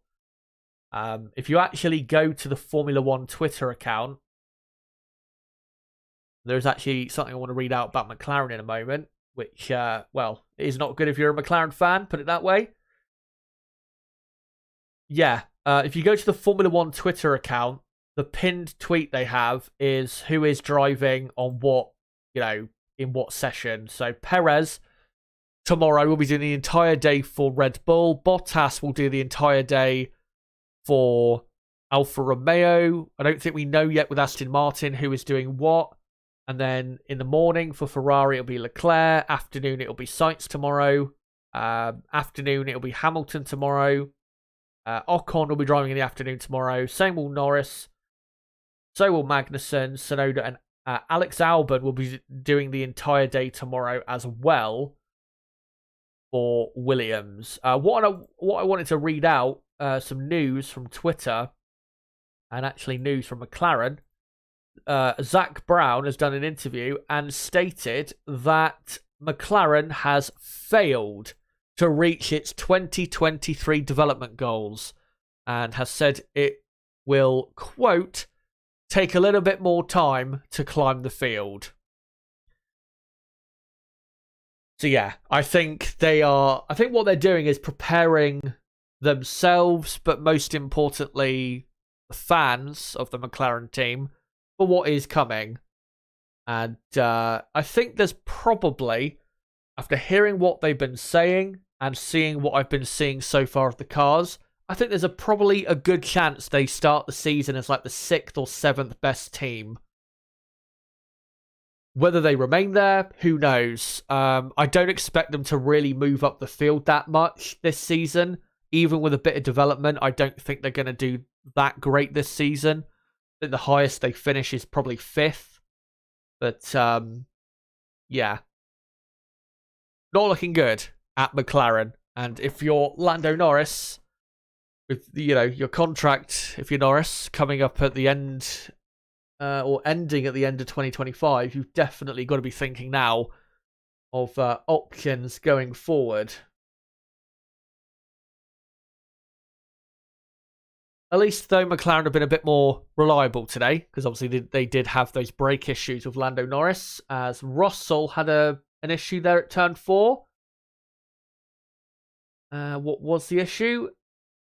Some oversteer on the exit of turn 4, which we've seen from a few cars. Here's a replay of Oscar Piastri. And locks the inside front, runs very deep, but still stays on the track. And yeah, I mean, we'll see with McLaren, if they are like the 6th or 7th or even worse, hopefully not, best team on the grid. Obviously, when we, get to the first weekend, we'll have a more of a look at, why is it McLaren are slow if they are. But from what I've seen so far, I can't see anything with the handling that's like obvious. It doesn't look as good as like the Alpine and Aston Martin, I will say that. I've not seen anything where it's like, yeah, this is a bad car. So, yeah, I think we're probably, with McLaren, going to have to wait until next weekend to really see, if they are slow and slower than they want it to be this year. I think we're going to have to wait till next weekend to see, why that actually is. Maybe it's because they've got a lot of drag. Obviously, with the sector time data next weekend, we'll be able to see if they're, for example, very slow in the middle sector. The middle sector, of course, full of, slow corners, really. Slow medium speed corners. If they're very slow through there, then maybe it's just they have a lack of front end. So yeah, we might have to wait a bit more time with McLaren to get a good eye as to why they're not doing so well. As Nick De Vries comes in to the pits for the first time in quite a while. And let's see if there's any other news on Twitter that I can bring you guys.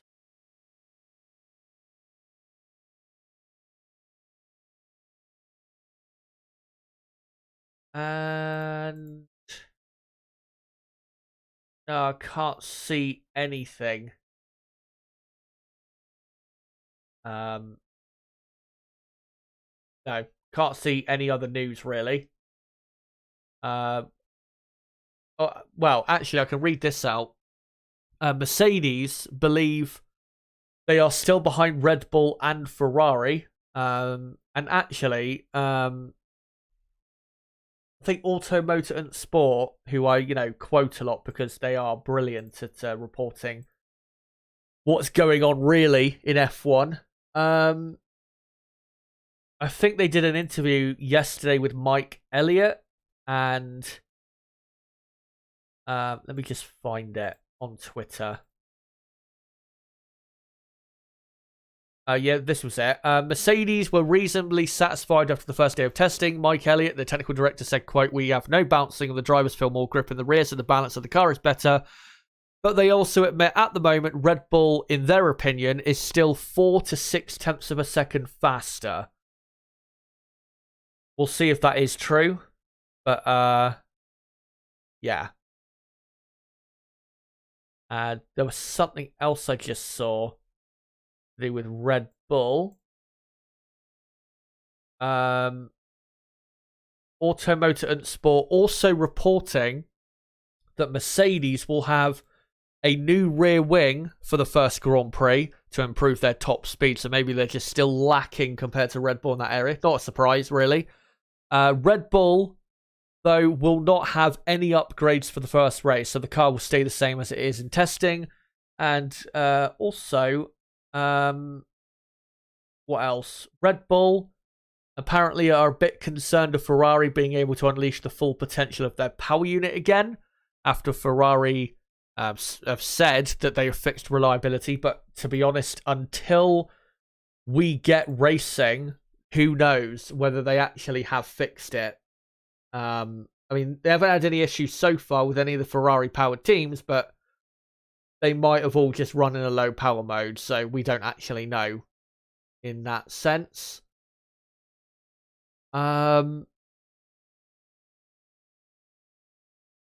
someone has improved their lap time. I've just seen. Who is it? It's Nico Hülkenberg, who is up to 7th place now in the Haas. Is now ahead of his teammate Kevin Magnussen. Interesting to see how they get on this season, Magnussen and Hülkenberg. I think Hülkenberg in the races will be definitely competitive with Magnussen. Qualifying, though, will be a bit tough for Nico because Kevin is superb over a single lap. But, yeah, let me just correct the lap time differences quickly. And Nick De Vries is on a lap, but he has not improved his first or second sector. So I'm going to assume that he will not improve his lap. No, it's 7 seconds off. He's way off. Don't even know why I even was talking about it, to be honest. But Hamilton, how far is he off? 2.3. And then De Vries still 2.7 seconds behind. So, quickly, before I read out some more news, we are, an hour and a half almost into the afternoon session, as Max Verstappen, by the way, back out on track. The top 10 currently, with 2 hours and 49 minutes to go, is Max Verstappen, quickest on a 1:31.6, the quickest time of testing so far. Carlos Sainz second, Logan Sargent third, Charles Leclerc fourth, Alonso fifth, Zhou sixth, Hülkenberg seventh, Magnussen eighth, Ocon ninth, Gasly 10th. By the way, Hülkenberg did his lap time of 7th place, which was a 1:33.1, I think. On the C4 compound, just to let you guys know. So Red Bull, as I was talking about, they're a bit concerned of Ferrari being able to unleash the full potential of their power unit. Ferrari did talk about how they had to turn down the power because of their reliability issues in the second half of last season, as Max does a purple first sector and locks up into turn 8 and runs quite wide. I thought that was going to be a stunning lap. I mean, maybe it will. He's still continuing on. But, yeah, Red Bull intent on stamping down a marker here. As Verstappen opens the DRS and heads up to turn 11. This lap time, you don't know. It could be the quickest, or quicker than the quickest time from last preseason testing in 2022. His middle sector, though, way too slow because of that lock-up at turn 8. He is pushing, though, very hard on this lap. And the Red Bull car does look really good as he comes through the final corner. And all bit skittish on the rear end and ran a bit wide on the entry. And Verstappen, yeah, slower. Couple little errors there, but when it was all working fine, that Red Bull car looked very nice. So yeah, Ferrari, yeah, they talked about last year how they had to turn down the power unit to, you know, to stay reliable to a certain extent because they were having way too many failures on that end. Mercedes, though, according to Automotive and Sports article, Mercedes are not concerned, and they mentioned that Ferrari used full power in Abu Dhabi last year, and that's why they're not concerned. They also report that Mercedes already has an evolution of their car in the wind tunnel. Side pods are different. It is to evaluate them as promising concept and is not a plan B. Rumours say the evolution is closer to looking like the Red Bull concept. So what that sounds like to me is, if they don't start the season good enough and are way too far behind Red Bull, then they'll probably go to plan B. Or the evolution, I guess you could say. But it would still technically be plan B, if that makes any sense. So there you go. That's the roundup of news. Interesting news, and from what they're reporting, it does sound like Red Bull are the team to beat at the minute.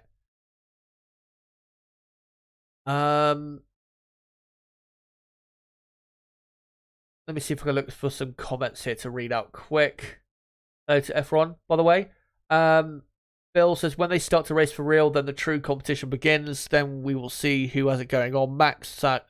Red Bull / Max gained third championship. Big wins by others in the top than the top three. Yeah, we'll see.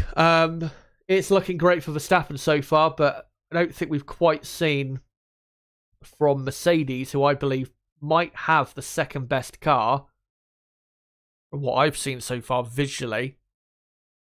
They haven't, Mercedes, quite shown what they're capable of yet. I mean, Ferrari, have they necessarily shown what they're capable of?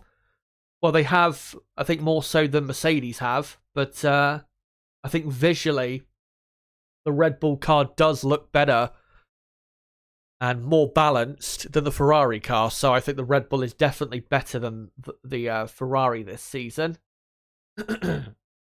As Leclerc exits the final corner on what is an attempt at improving his lap, and he does not. He goes 0.4 of a second slower than he did previously.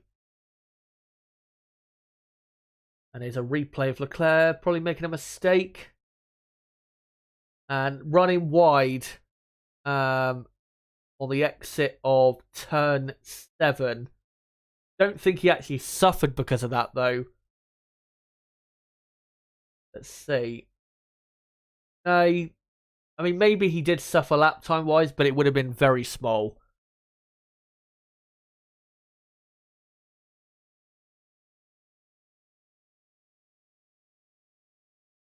Dane says that already fans saying Alonso champion this year.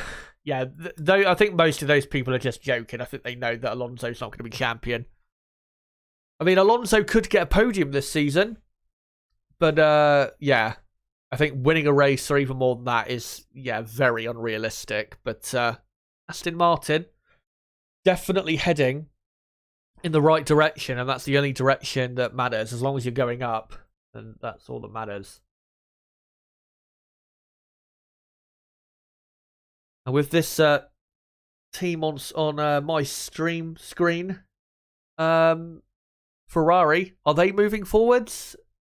Well, in 2023, I don't think necessarily they are, but yeah, I think for them to move forwards properly into becoming proper title contenders or champions, we're going to have to wait more than just this season for that to happen, obviously with their new team principal coming aboard and making already changes.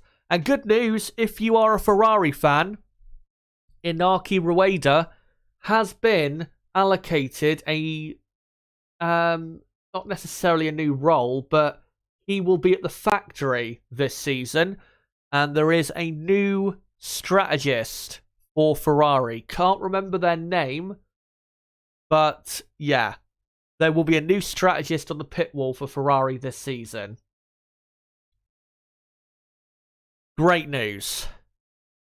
And yeah, thank God that the new team principal, Fred Vasseur, made that choice before the season started, because it was the most obvious choice to make. And one thing I do love is that when it was revealed on the F1 broadcast, I think yesterday morning, David Croft was talking about it, and he was the way he was talking about it was just so funny to me. It was like a lot of how do I describe it? He was like, I'm not sure if he's a Ferrari fan, but he sounded like a Ferrari fan who was like coping, and inhaling, monumental amounts of copium, because he was like, oh, Inaki, he's been reallocated to the factory, but that doesn't mean, and Ferrari have said that doesn't mean that he isn't the race strategist anymore, and they're just taking him out of the firing line. I don't think that is the case. I don't think they're taking him out of the firing line and they're going to bring him back. I think they are legitimately changing their team, not their team principal, their strategist. They're not taking him out of the firing line.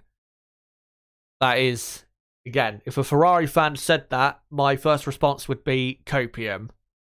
Because that's what that sounds like. Because Nico Hulkenberg's car having some work on front end being done. As Pierre Gasly we're looking at on the medium tyre C3 compound. Don't know if he's on an outlap or not, but he's not going very quickly. Looks as though he's warming his tyres up at the minute. And yeah, Gasly just coming through the corners of turn 12 and 13. So maybe we'll see a lap from him in a second. Opulence says Mr. Magoo would be an improvement for Ferrari. Well, let's see what Fred can do. I think he'll definitely do a better job as team principal than any of the team principals before him have done since Jean Todt. And if you don't know who the team principals of Ferrari were since Jean Todt, obviously it was Domenicali, Mattiacci, Arrivabene, and Binotto. I think he does a better job than all those guys. But whether he, with his leadership, brings a championship to Maranello, again, you need to give him more than just this season. I think it could take probably 3 or 4 years with them. So let's be patient and give him time. At least they've hired someone who's actually qualified for the role, which obviously with Domenicali, Mattiacci, Arrivabene, and Binotto, that was not the case. All of them were unqualified to be a team principal and had no prior success in that role. As Gasly has improved his first sector, as we're seeing Nick De Vries hopping out of his AlphaTauri. And the Alpine car looking good. And at the minute, from what I've seen so far, it looks as though the fight for best of the rest is going to be between Aston Martin and Alpine. Which I guess is not a massive surprise, but you'd think McLaren would be in there as well. Maybe they will. But yeah, it looks to me like Aston Martin and Alpine have the 2 best midfield cars. And then after that, probably McLaren. And then Haas, probably, in 8th or something. Or 7th, sorry. Yeah. As Gasly does an improved first and final sector, but does not improve his lap time. Goes a couple tenths of a second slower with his personal best.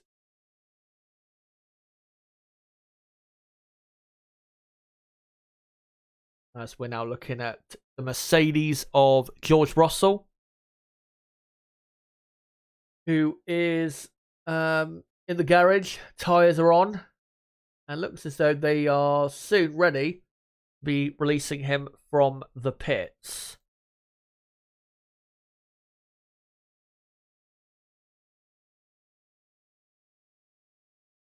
Dane saying, I remember in your old videos you did defend Maurizio Arrivabene.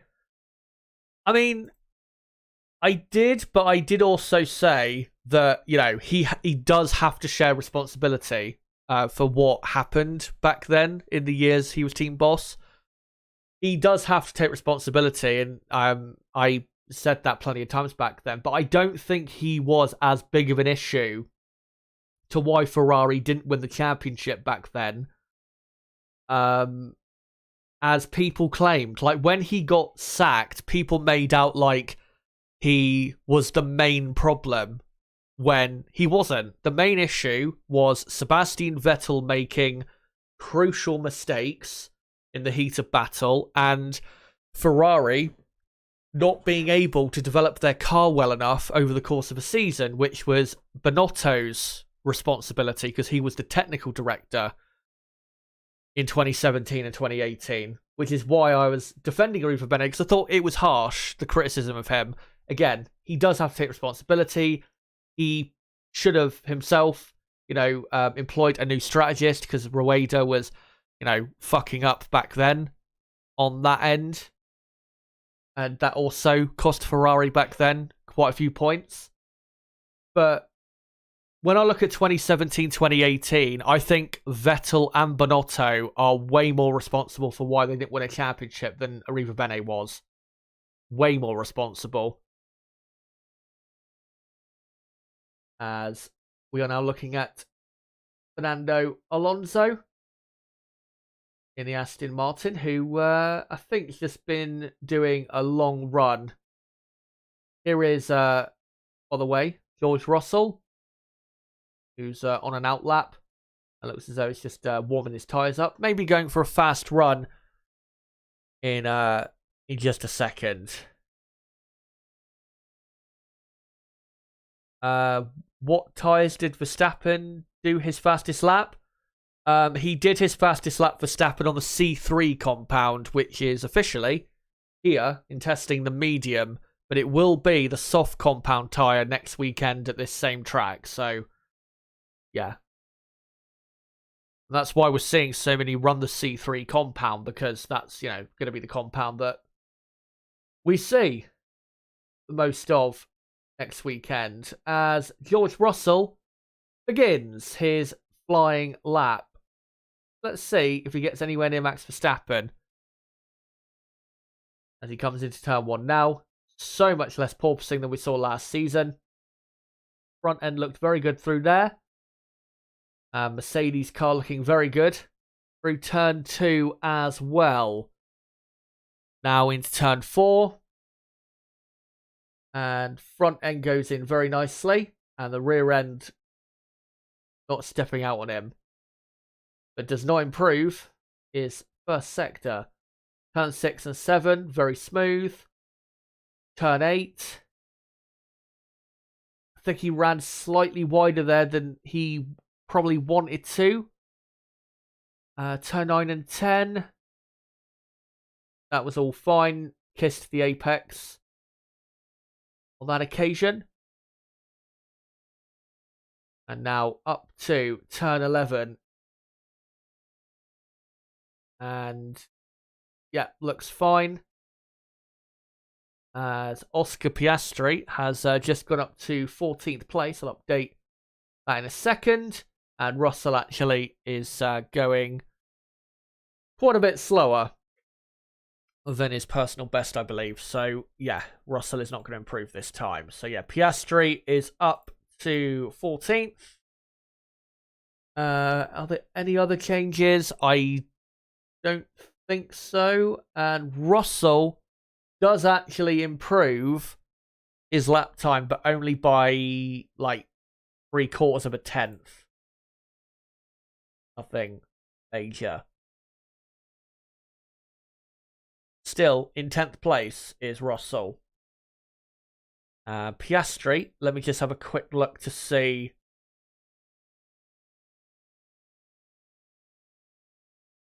Let me have a quick look to see what the gap is from Piastri to Verstappen. Owen saying second time on the board on the test tyres. I don't think that's the case. I'm pretty sure Carlos Sainz. Oh no, Nico Hülkenberg just went second for Haas. I think Carlos Sainz's time was on the C3 compound as well.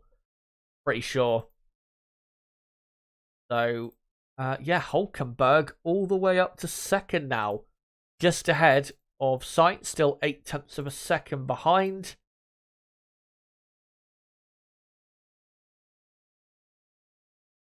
And let me just update that very quickly. And yeah, he's only a couple hundredths of a second ahead of Carlos Sainz.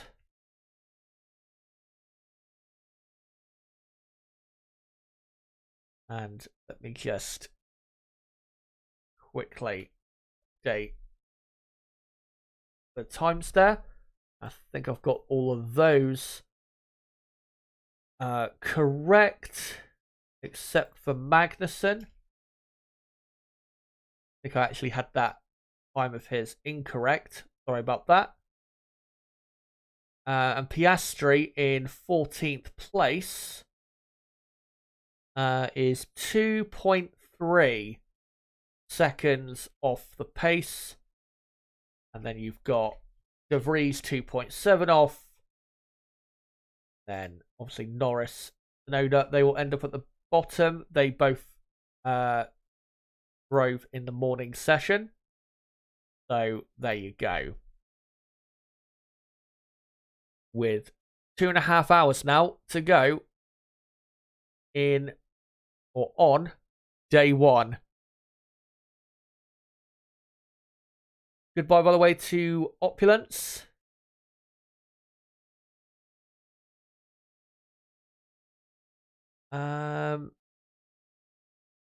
Classic Joker says soft tyres on the F1 website. Yeah, for Hulkenberg.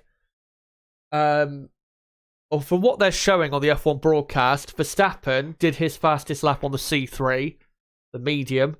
Hulkenberg, second, did his best time on the C4, soft. Sainz, C3, medium. C5, compound for Sargent. And then Leclerc and Alonso on the C3. Zhou did his best time on the Pirelli test tyre or prototype tyre. And then the rest of the top 10, I think, did theirs on the C3, except actually Gasly, I think, did his on the test tyre as well. As talking of Max Verstappen, still top of the timesheets, he is on an outlap.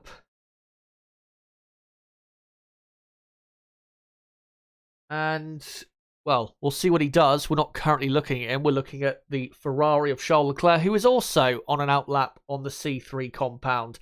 And Leclerc currently 1 second slower than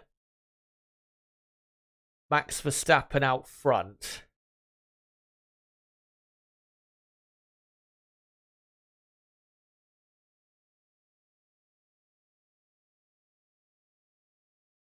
And I think we did just get a brief shot of Verstappen, who is not too far behind Leclerc on this outlap.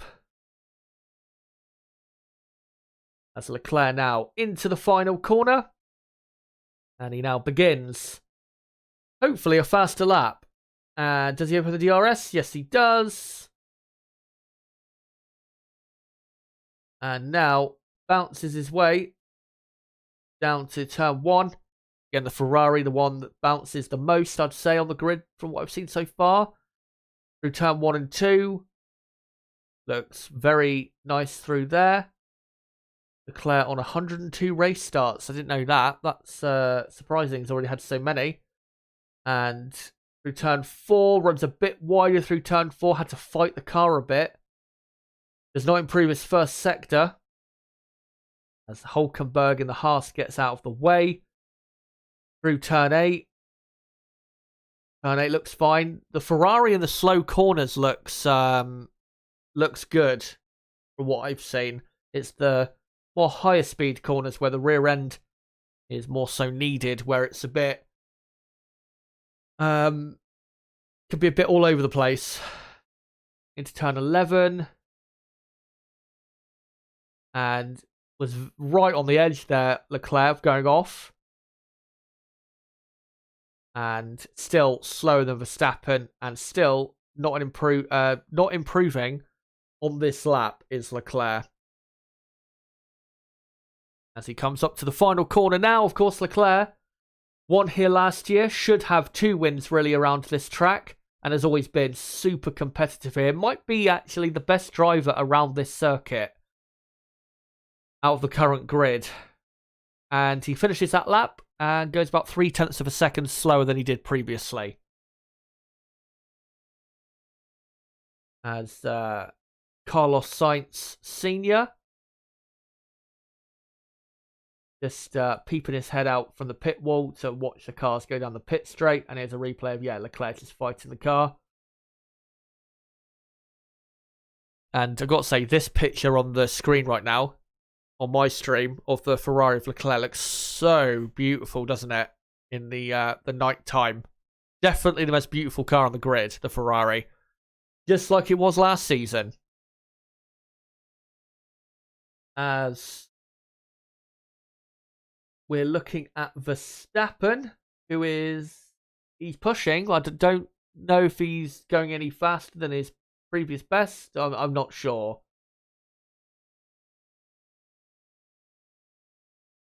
as Verstappen just coming through turn 10. I'll let you know if he is going any faster. No, he's backed off out of turn 10.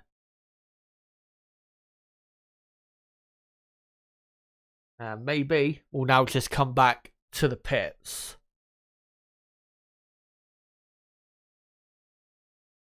Dane, how good, I think you mean is, Toto Wolff as a team principal? He is one of the greats as a team principal, but some people don't like his attitude. Yeah, I mean, I think it's more so because of where he's from. He just sounds, and I think Austrian people can just be a bit more brutal in the way they put things across to people, but he's absolutely fine as a person. There's nothing wrong with him. And yeah, as a team principal, he has grown into one of the best on the grid. I don't think he is the best on the grid. I think Christian Horner is still the best team principal in Formula One. But yeah, he's a very good team principal. There's no doubt about that. You know, learnt very well from when he was at Williams. And obviously, when he started out at Mercedes, he had a year of learning from Ross Brawn in 2013 before he took over the team, and has got better every year since. But yeah, still Horner for me is the best team principal on the grid. I know people don't like Horner as a person that much, but you don't need to be liked as a person to be the best in your industry. At the end of the day. As Verstappen comes into his pit box and looks as though Red Bull are just going to wheel him back into the garage. And he had high vis paint on his car on that occasion, so that just looks like it was an aero test for Red Bull. As cameras just examining the beauty of the Red Bull car, and it is a very beautiful car, of course, Adrian Newey designed. And given that we're now in an aero formula, which we haven't been in since Red Bull last dominated, 2010 to 2013, it's not really a surprise that Red Bull have the best car on the grid, if that is indeed the case for this year. Of course, we don't know for sure yet. It wouldn't be a surprise, and it's not a surprise they've been so great so far in this era, because, again, it's an aero formula, and Adrian Newey is the best designer in Formula 1 currently, and is arguably the best designer of all time. So, again, it's not a surprise. As just a replay of Nico Hülkenberg on the C4 tyre, his lap. And yeah, the Haas car doesn't look too bad to me. It looks, from what I've seen, it looks better than the AlphaTauri and Alfa Romeo. But whether it will be on pure pace, we'll have to see. But from what I've seen so far visually, it looks decent. I do think, though, with Hülkenberg, it is going to take time for him to get up to speed. I mean, he shouldn't be too bad next weekend in Bahrain, but I think it's probably going to take him until we get to, say, the start of the European season to properly start, consistently putting in decent results. I think the start of the season, he might be a bit all over the place with his results. I mean, we saw with Esteban Ocon, even when Ocon took a year out and came back in 2020, first half of the season, Ocon wasn't very consistent and wasn't that great. And then second half of the season improved a lot. And then ever since then, Ocon just been getting better and better. As Logan Sargent, who's currently in fourth, continues on what appears to be a long run on the medium compound tyre.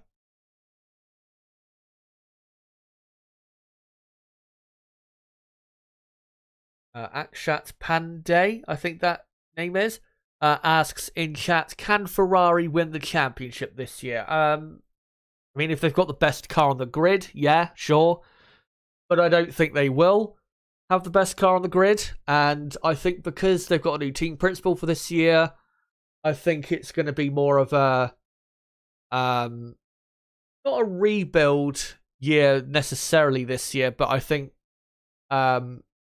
just, getting that first year under his belt for Fred Vasseur as a team principal will be important. And hopefully can display positive changes straight away in this first season, and then Ferrari can build on that and get better in the future. But yeah, I don't think they'll win the championship this year. I think because, again, this is his first season, I think it's I mean, has anyone in their first year as a team principal at a team won the championship? I mean, Toto Wolff did, I guess, in 2014, but the car was like a second a lap quicker than everyone else almost. I can't think of any other examples where a team principal in their first year at a team won the championship. I think that might be the only one, actually. So, yeah, I think 2024 is a lot more likely of a season where Ferrari could win the championship. But I think this season, if they can just have like a similar season, but be better operationally and make less mistakes and get the results they deserve to get and not blow so many great results, then I think that would be a good season. I don't think they have to win the championship this season to have a good season. But yeah, I think 2024, I think that year, if they can have a good year this year and a good start for the new team principal of Frederick Vasseur, then I think next year they can really have a go at it. But I think this year, if there's going to be a title fight, it's most likely going to be Red Bull and Mercedes. As we are looking at Zhou Guanyu down in P7, who is almost on 100 laps. He's got about 12 more laps to go as he continues on with this long run of his. Yeah, Gasly and Oscar Piastri now on out laps, so we'll see if they can improve on their positions. Mercedes, they've not done much running in the last 45 minutes, and that's why it looks as though they're doing either fixing something or doing a setup change. The front suspension brakes of the Mercedes car. Yeah, Mercedes probably not going to be on track for another half an hour at least, I would imagine.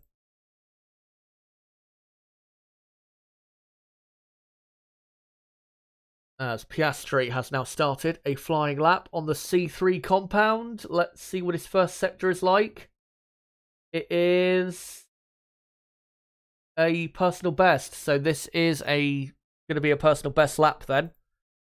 McLaren starting to push a bit harder. Owen saying it takes time like Red Bull did last seasons. Or the last seasons, 2019 and 2020 seasons, Red Bull did get better and better. Exactly. I mean, obviously, Red Bull didn't have a new team principal come in that time. But, yeah, it is a good example for, but how you need to approach it. And as long as Ferrari can display clear progress from an operational standpoint this season, then I think that's a good base, and that would be good confidence then for Leclerc and Sainz for 2024. But really, I think Ferrari at best are probably just going to have in terms of their results, just another season like they had last year. Say, I don't know, is maybe instead of 4 wins, probably 2 or 3. And yeah, a load of podiums, but yeah, I don't think they are title contenders at all in 2023. As Piastri, with that lap, didn't improve that much, but went up to 13th place. I'll just quickly update the lap time there. So Piastri is now 2.2 seconds away. And have we got any more changes? Don't think we have. Well, now we have. Pierre Gasly has gone from 10th up to 8th place. So Gasly into the top 8. And now, 1.7 seconds away from Max Verstappen out front. And let me just update those times. There you go. And we've got 2 hours and 15 minutes to go. And I'm pretty much halfway through this session. So I just want to quickly say, if you are new to the channel, guys, then don't forget to subscribe for more content like this, because tomorrow I will be doing a watch along for the entire of day 3, because obviously day 3 is the final day of pre-season testing, and that is tomorrow. I'll be live at 6:45 a.m. UK time, and then we'll be live all the way into the end of the day, the end of the testing day, of course. And then on Sunday night at 8 p.m. UK time, I'll be live with a full review of pre-season testing. We'll go through all the data, each team, and do a deep dive with most of them as to how testing went and how they're looking pace-wise, performance-wise, going into the new season. And of course, I will be in quite a lot of detail covering the first race of the season next weekend in Bahrain, the Bahrain Grand Prix. So yeah, if you are new to the channel, don't forget to subscribe. Bottom right of the screen, you can do it right there. And also hit the notifications bell so you're notified as to when I go live and upload videos. And don't forget to smash the like button as well for everyone watching, and share this video and channel everywhere you can. As Nico Hulkenberg, it looks like, has ditched the soft tyres and is now on a long run on the mediums. So Hulkenberg probably committed to that now, I'd imagine, for maybe the rest of the day. And I think, quickly, whilst we've got a bit of a lull, I'm going to post the link of the stream out a couple more times before we get into the final, 2 hours or so of this session. So just give me a minute here, guys, and then we'll get into the rest of it. So hold on. Join us here for the final 2 hours.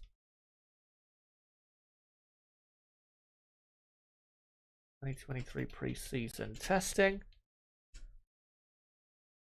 And I'll just quickly post a link on Twitter as well. And also look to see if there's any news I could bring you guys, maybe about Mercedes, because they are doing a lot of work to Russell's car. So I'm not sure if there's something like badly wrong with it. Hoping not. And there's also something else I can mention in a moment about Aston Martin. So I'll get to that in a second. Just post this out. Come join us live here for the final 4 hours of day 2 of F1 testing, and I'll do a couple hashtags and then get to that news.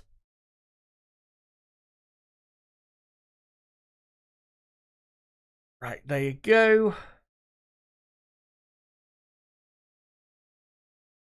And yeah, so what is it? So from that Auto, Motor and Sport article that I was talking about, some of the details from it, there was also some other things. Aston Martin, they've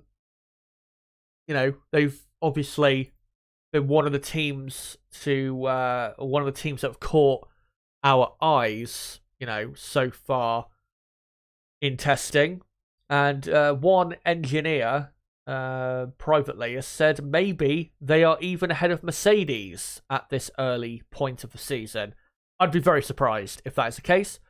But they do go on to say that, quote, Aston Martin has made the biggest step forward. According to our calculations, they are at least 4th and could be dangerous to Mercedes and Ferrari.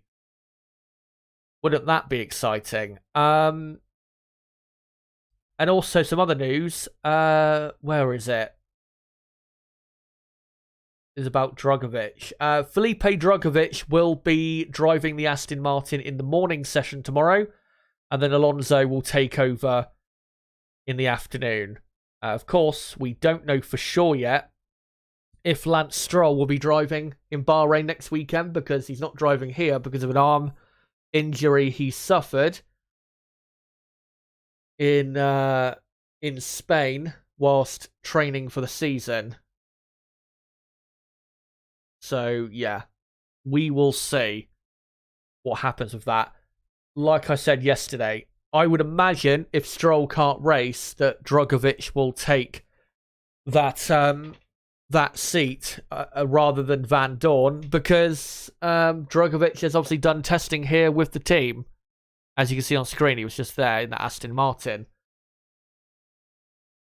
So, yeah, that makes sense if they did that. As we're looking on the TV broadcast at Nick de Vries, who's now slowed down. And not quite sure why. But the sun has almost set, I think. So we are getting into now that really good period, the final couple hours, where the track is, in good condition, and the track temperature in a good spot where improvements can be made. And it's not too hot where, it's hard to improve on lap times because of the overly hot track temperature.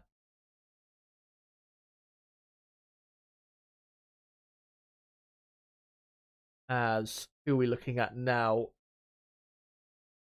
Logan Sargent, I think. Yep. Who's still on a long run. And now on the C2 compound, I think the hard compound tyre, is Sargent. And he's actually on an outlap, is Logan.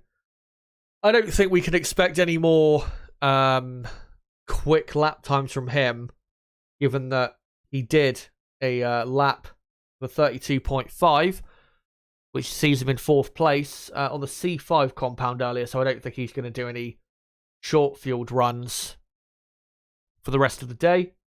And of course, this will be the last time, these last 2 hours, that Logan will be in the car until practice 1 next Friday in Bahrain. So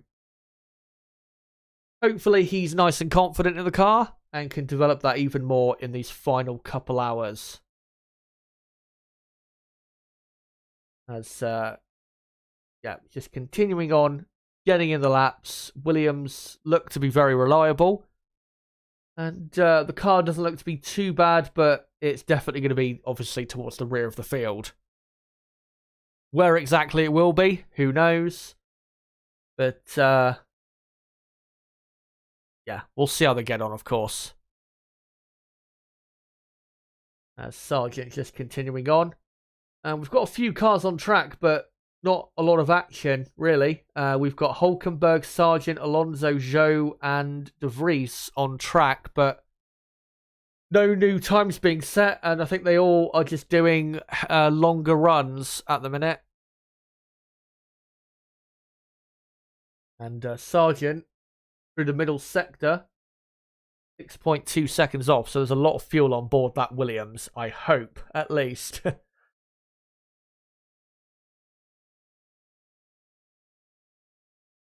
And Dane's saying, actually,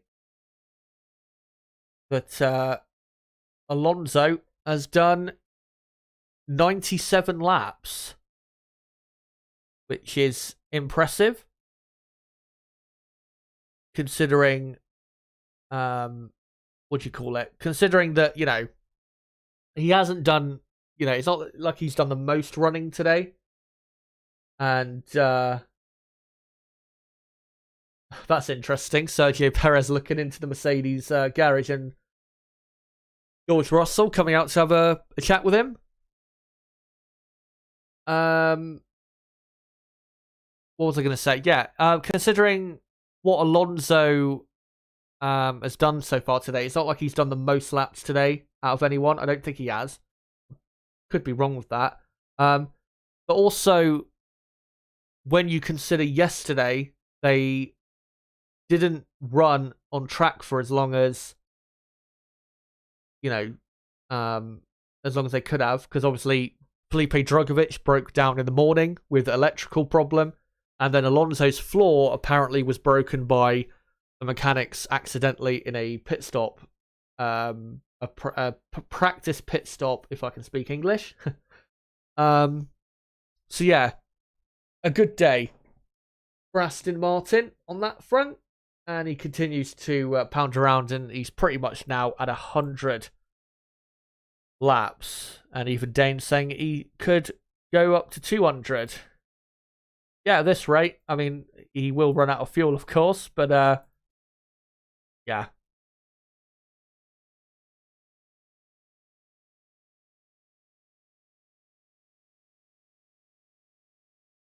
Just trying to see if there's any news on Twitter. Apparently Ferrari have got the highest speed in the speed trap so far, but to be honest, that isn't really worth looking at that much because, teams could be running with less power than they actually will be in qualifying next weekend. So I'm not going to pay attention to the speed traps until we get to qualifying. As Russell on the or near the pit wall. I'm just waiting for the Mercedes to be finished, as it looks like a big job going on, getting it ready to get back out there. As Oscar Piastri we see again on the medium compound tyres. Will there be another improvement of lap time? Let's see. As he now runs up to turn 4. And we'll see what his first sector looks like. This looks like a low fuel run to me. And yeah, it is. He does a personal best first sector, half a second off Verstappen. Now into turn 8. And looks fine through there. I think that's actually a more worrying thing for McLaren. Is, because I've been saying so far that, I've not seen any obvious, issues with the McLaren. It looks fine to me.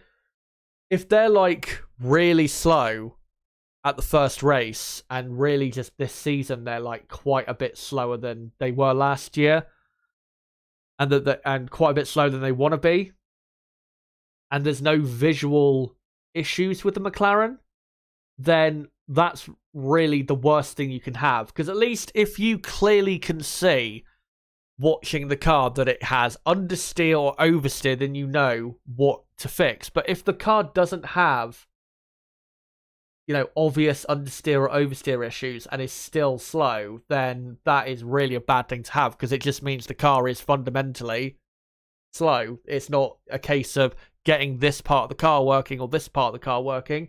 It's just all around shit, if that makes any sense. I'm not saying that is what the McLaren car is, but it could be a case of that this season, because I've not seen any obvious issues. Piastri, though, is up to 8th place. And only slightly slower he was on that occasion than Zhou Guan Yu. So let me just quickly update these lap times. And hopefully I've got them correct. I think I will. And I think I can remember that Perez had. Yeah, I think it's that. So there you go. And we're now looking at the Aston Martin of Fernando Alonso, who is on the looks as like he's on the C2 compound, the C2 medium.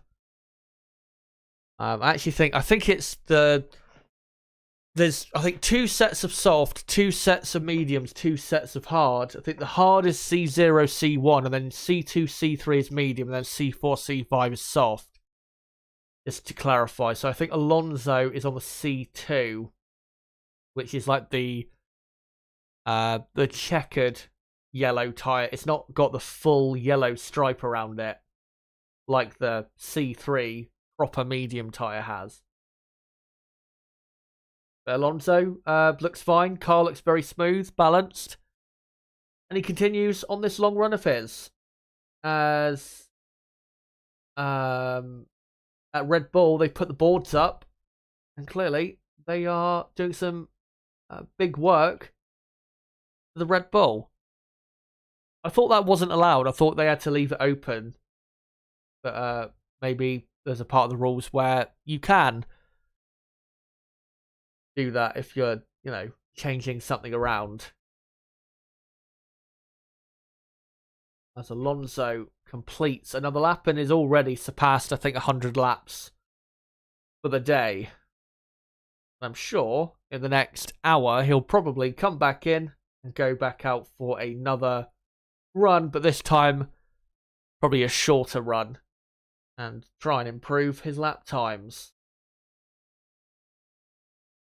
As on the F1 broadcast, they're just examining the front wing brackets on the wing itself, just above the V-Power logo, which we've not heard anything about really at testing, so seems as though it is legal.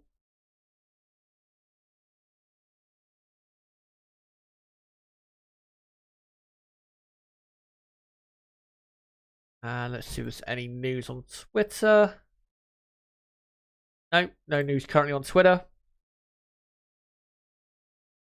Rook just let me know that Sargent has done 108 laps and Alonso has done 102. So good amount of laps there for those two. They've done basically almost, I think, 2 race distances.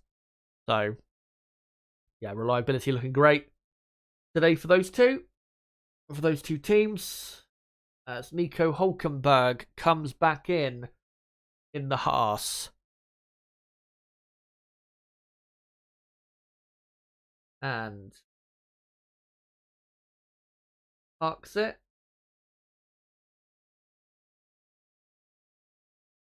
I'm assuming will be wheeled back in to the garage. And he is. But yeah, a bit of a lull at the minute, but I think it will spice up again. We've still got really Russell, De Vries, I'd say, probably to do some faster lap times. I think Alonso probably will do another, like quali trim run. Leclerc probably as well. So yeah, I think we've still got a few more interesting laps, so maybe even show Guan Yu as well, who I've just forgot about, who's still out there, still in the car, seemingly running forever.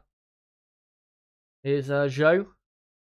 Let's see what he's doing now. Is he doing a quali trim run? No, he's got the rear wing closed down the pit straight. So George Russell is now back in the Mercedes, which is good to see.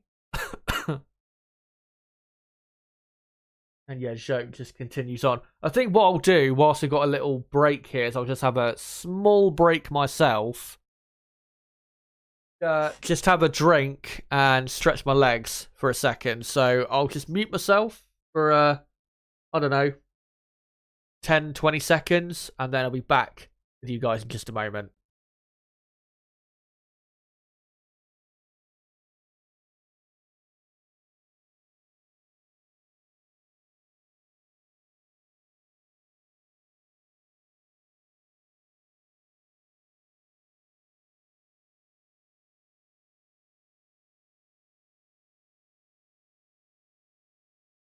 Right, there you go. That's a bit better. And yeah, we're just under 2 hours away from the conclusion here. I've got to say, I do prefer just 3 days of testing. Obviously, we used to have, I think last year it was 6 days. 2021, I think we had 3 days, but I think that was mainly because of COVID. And I enjoyed that. I remember covering that. 2020, we had, I think, 6 days. When I went in 2019 to the Barcelona test, I went to the second test, which was 4 days, and there was already 4 days that had been the week before.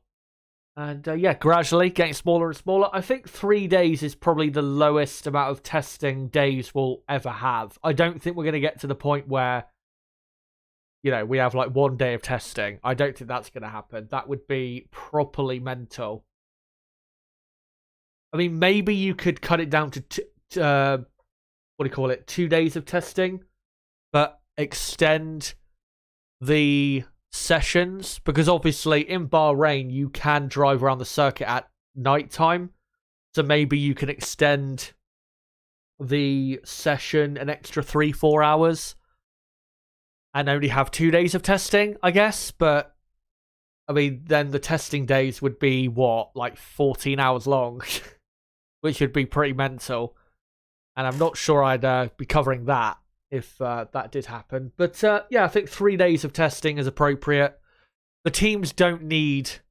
I mean, they do, let me put it in a better way. They do preferably want more testing, you know, to make sure they're absolutely confident going into the season. Of course, certain teams, given whatever situations that they're in, they will need more time testing. If they have had reliability issues, for example, and they haven't got the setup of their car, you know, quite nailed down. But I think really 3 days of testing is enough, especially with the amount of hours, you know. I mean, it's 24 hours of testing for 3 days, pretty much, or like 25 hours. So, yeah, I think that's enough testing, and hopefully they keep it at 3 days of pre-season testing per year. As we're looking at Logan Sargent, who is continuing on with his long run, and on the other screen we're looking at work going on the front wing of Pierre Gasly's Alpine, as Fernando Alonso bounces down the straight into turn 1, and he is also continuing on his longer run. And yeah, the Aston Martin on board looks just very smooth. Similar to the Red Bull in that the front end and rear end are just working beautifully in harmony. There's no issues really at all. The driver can push it to the limit and it won't fight back. But obviously, the Aston Martin is not going to be as good as the Red Bull. So, and obviously with Dan Fallows, now the designer of that car, coming from Red Bull, it's not exactly a surprise that it is a Red Bull-ish like car. But yeah, if they can be like the Red Bull of the midfield, then I'm sure this season they'll be very good. As Alonso continues on. And yeah, very, very smooth. The handling of the Aston Martin. As he continues on, as we're seeing the reporter, can't remember his name.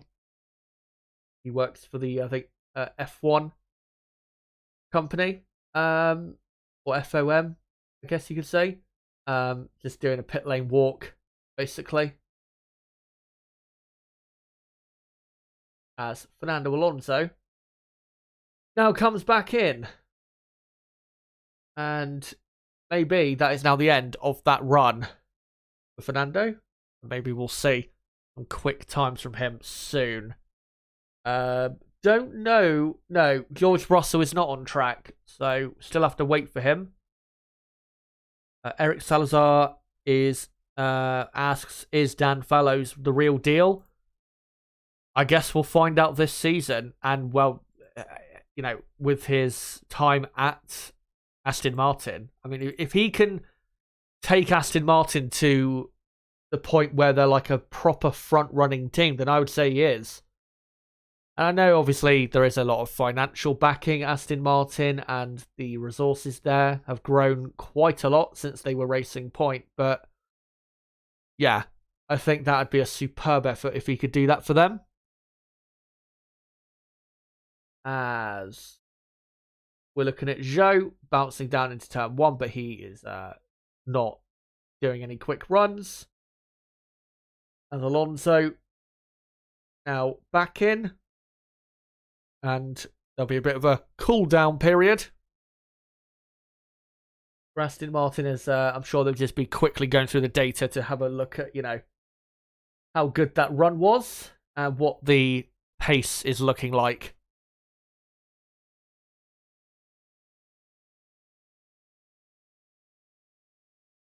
As Zhou, I can't remember how long Zhou's been on this run for, but it's been quite a while by the looks of it. G Walker says, yeah, Red Bull failed with Honda and then corrected and developed a recent upsurge to World Championships. So Red Bull have arrived and maybe for a while. They're good. And we'll deal with it. Dan Fallows versus Adrian Newey will be exciting, says Dane. I'm not sure they'll be directly up against each other. But one thing that was interesting, I think it was before the season this was Adrian Newey, when he was interviewed. I think it was probably at the car reveal event. He was asked about, who do you think your rivals are for the season? How do you think it's going to go on that side of things? And he said, obviously, Ferrari, Mercedes, I'm sure will be there. But he also mentioned Aston Martin as being someone or a team that are going to be good this season and not too far away from the top 3. And I'm guessing he would say that because he knows probably how good Dan Fallows is, because obviously he worked with him.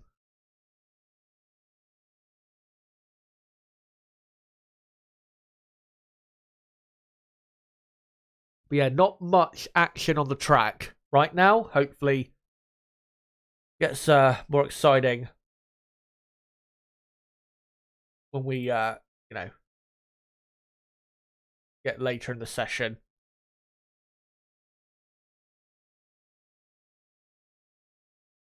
As they've now cut to Logan Sargent, who's on a long run. And here comes George Russell in the Mercedes on medium tyres. So let's see if they're just going to short fuel it and do a quick run here. Russell down in 12th and 2 seconds, almost exactly off the pace. Going to do a practice start first of all at the exit of the pit lane. Exit of the pit lane.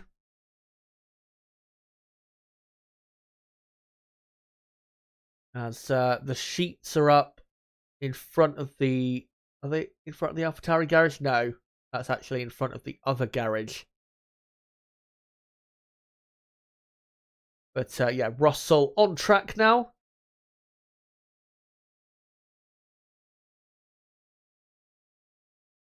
And not too far behind him is the Alfa Romeo. And Russell, not too far away from 100 race starts. So he will hit that this season, probably at like the Japanese or Qatar Grand Prix, something like that.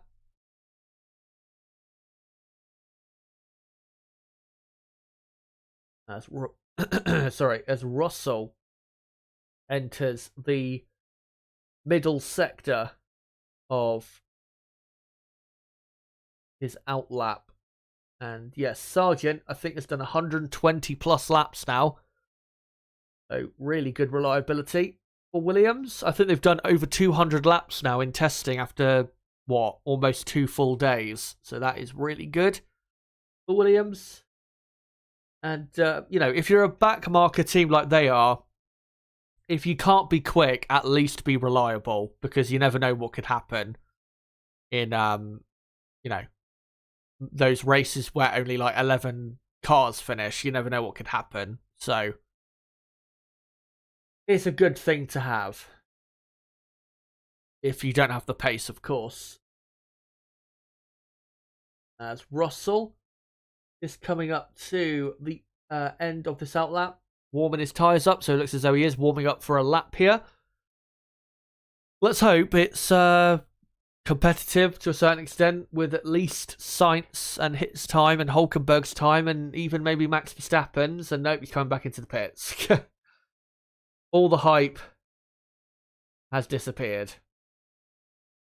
I'm hoping he doesn't just come straight back into the pits. Maybe just an installation there. Make sure the car is fine. And he's going back to the exit of the pit lane, probably to do another practice start again. So he will be back out on track in a moment. But the only cars on track pretty much are Russell, Zhou and Sargent. And yeah, Alonso's done 110 laps. Zhou's done 108. Red Bull today have done 94 laps. Ferrari have done 92 laps. Mercedes have done 94 laps. So the top three teams have done about the same.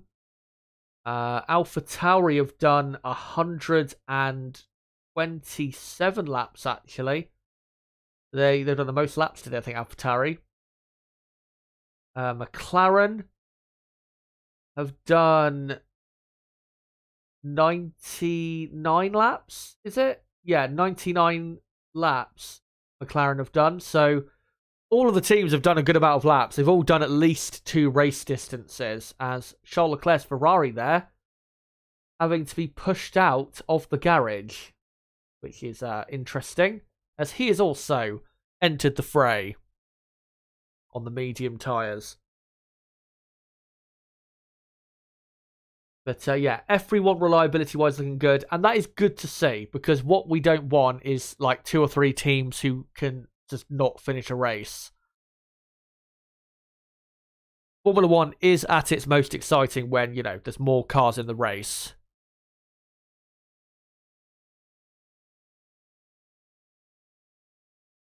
As Russell now just coming to the end of this outlap. Hopefully this is actually going to be a lap that he does and not just another install lap.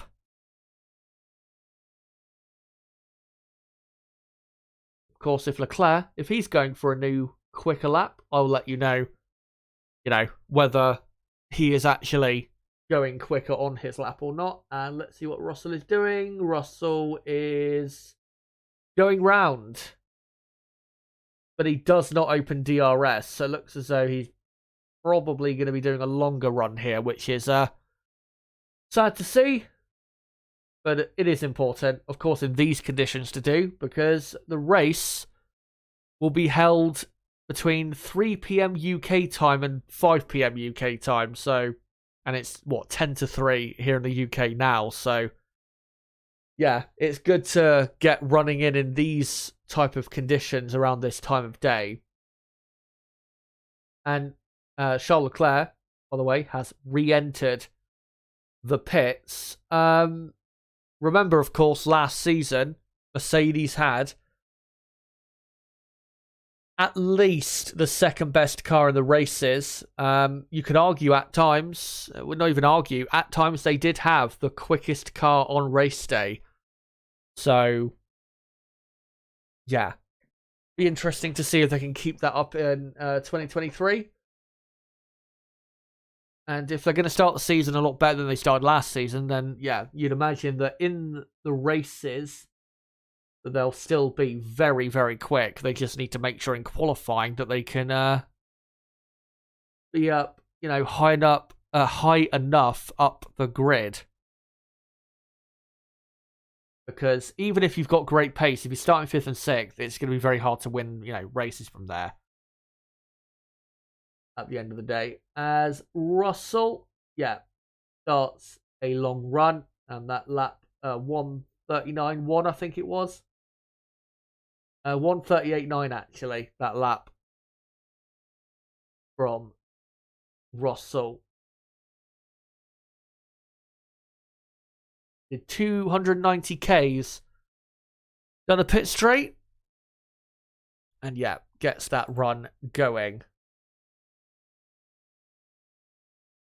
Some Ferrari news from Automotor and Sport. Both of the drivers speak of improvements for the car balance. At Ferrari, they're satisfied with their work, but they are not euphoric with, what they've got. And they believe that Red Bull is simply too strong. Which, looking at what we've seen of them so far, I guess that is, that's bang on from what we've seen so far.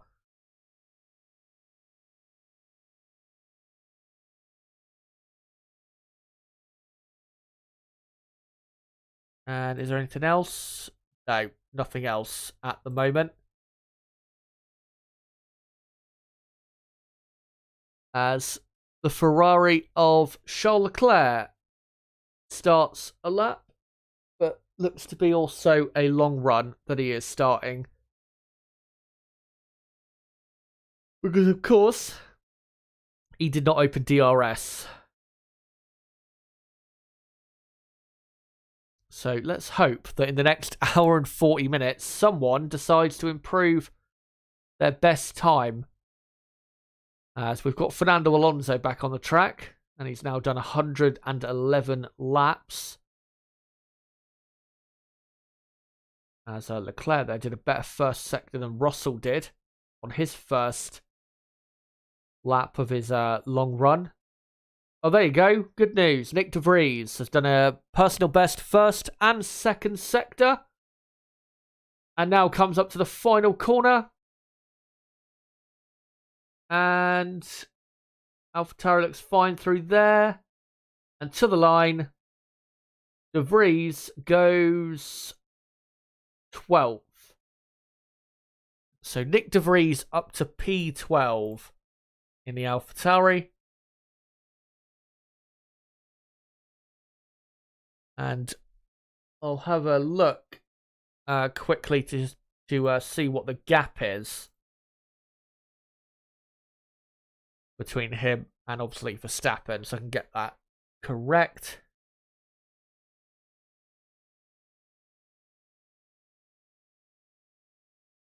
As Leclerc continuing on with his run. Looks as though Alonso is on a longer run as well, once again.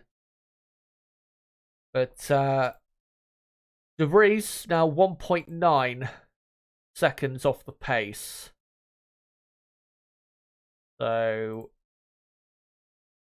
let me just put that in.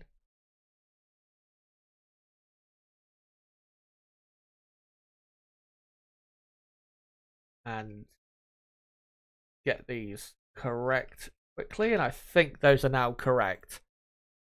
So obviously Perez and Hamilton did the morning session. Russell is out there doing long runs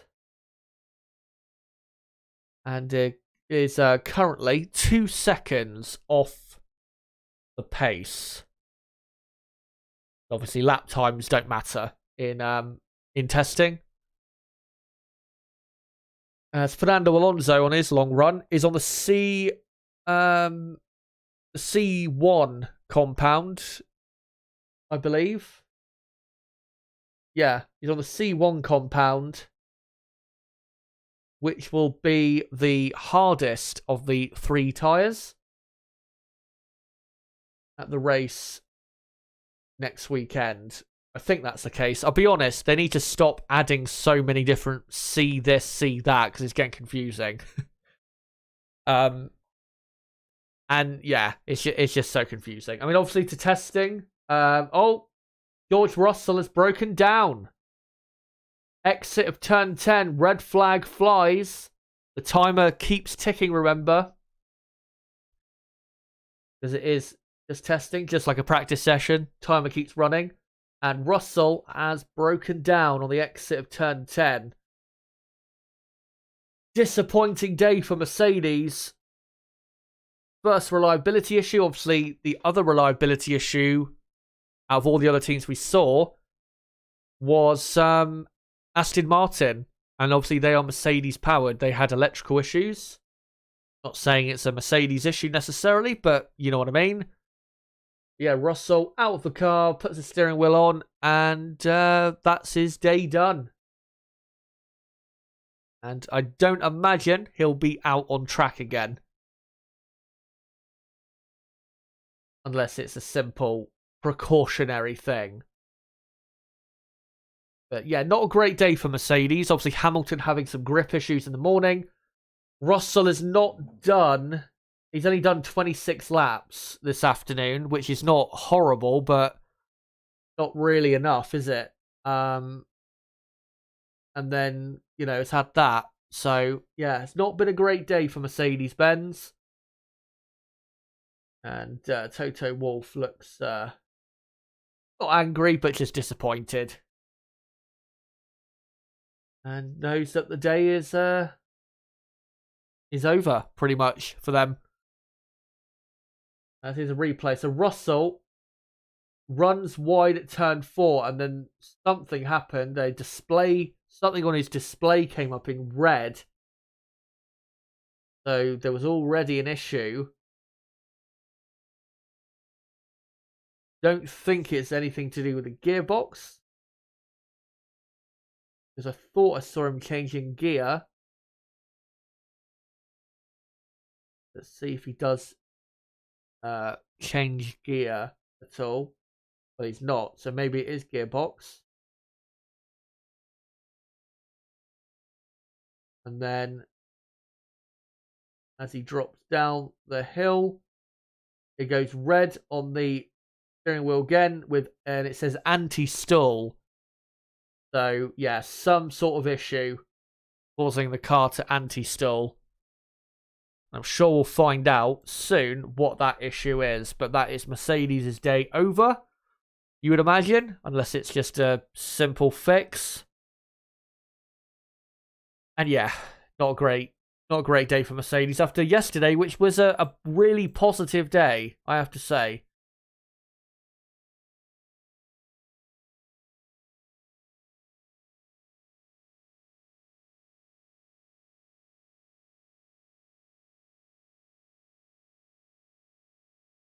And it's probably going to be, until this red flag finishes, it's probably going to take another, I don't know, 10 minutes, probably. So if you guys in the chat, if you've got any questions you want to ask, F1 related, or any comments you just want to post, any thoughts about what's going on, and make sure to post them in the live chat, because, yeah, this doesn't look to be an exhilarating finish to testing today.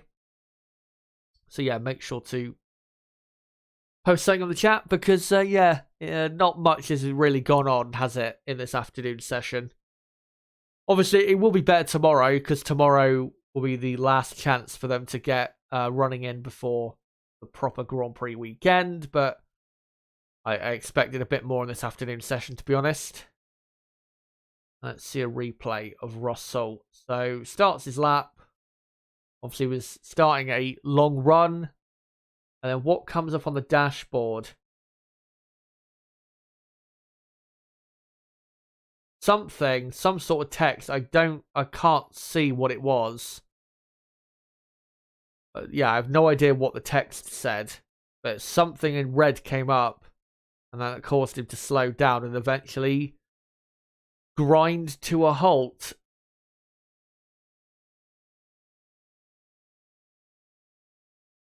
Let's hope tomorrow on day 3 they can lift their spirits and prove that they are going to be fighting for something in 2023. Dane asks, who is going to be the slowest team this season? Probably Williams.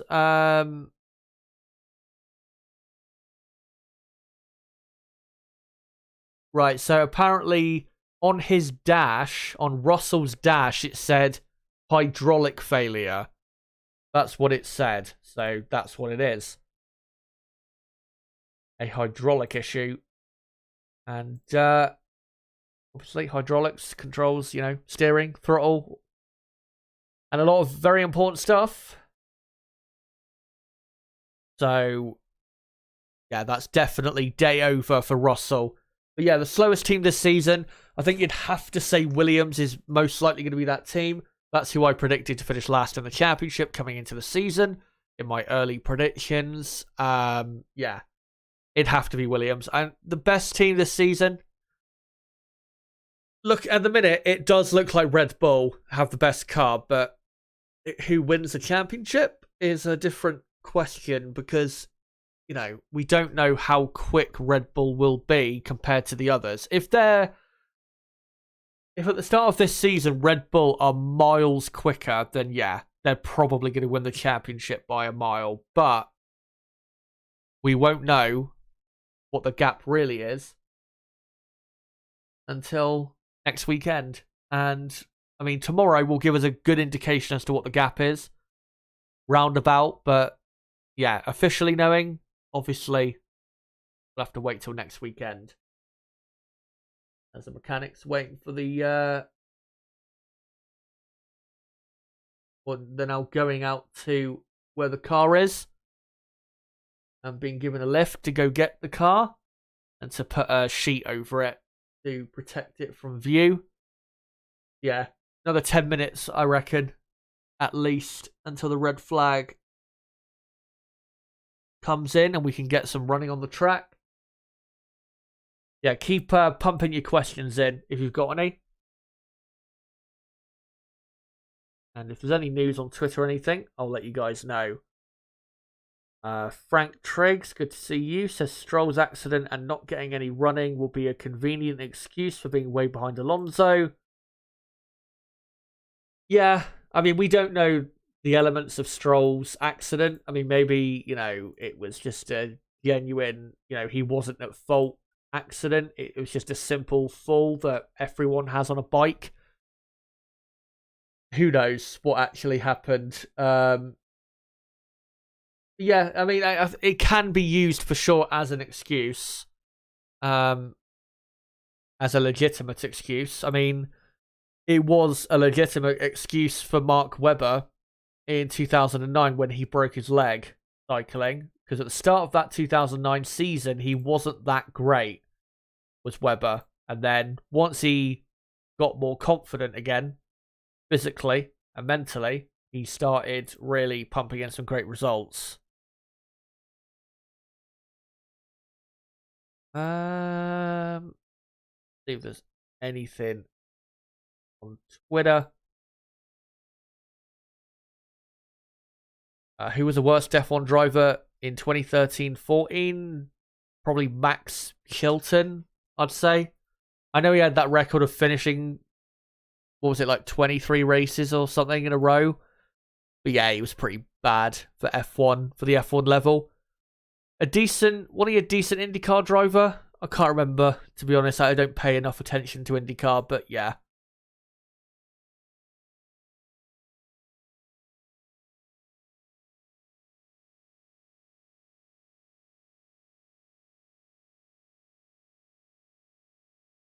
Let's see if there's any news I can bring you at the minute. But, no, nothing. Currently, as the Mercedes car still just sat there, as the mechanics just putting the sheet over the car. Let me see if I can find something whilst we're waiting.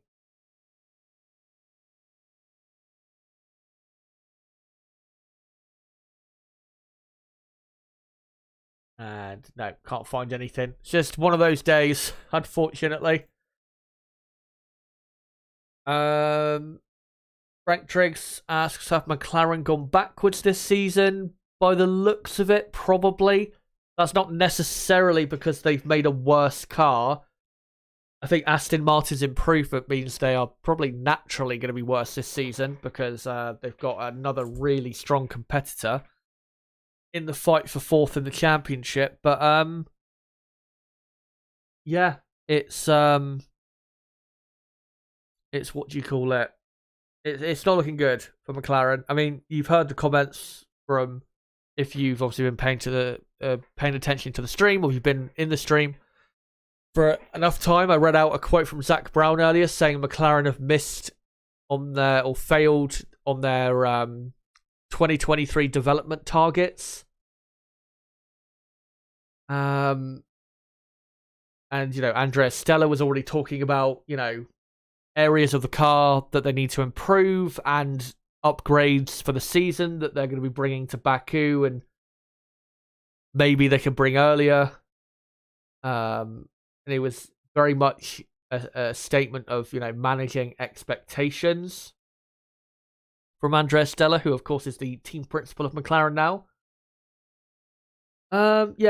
It's not looking great for McLaren coming into this season, and I don't think it's going to be a season really of note for McLaren. It's going to be, at best, what they had last season, which wasn't great compared to what obviously they did in 2020 and 2021.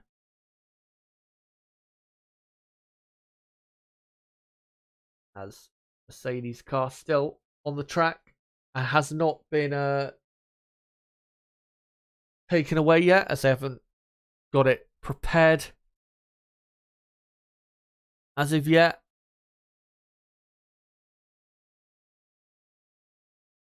Mike Litterus, I think it is, says yeah, I've seen what that name I've seen why you've got that name, unless it actually is your name. I just about fell into that one, if that is what you intended that name to be. Stroll and Sargent raced go-karts together 15 plus years ago. Didn't know that, if that is true.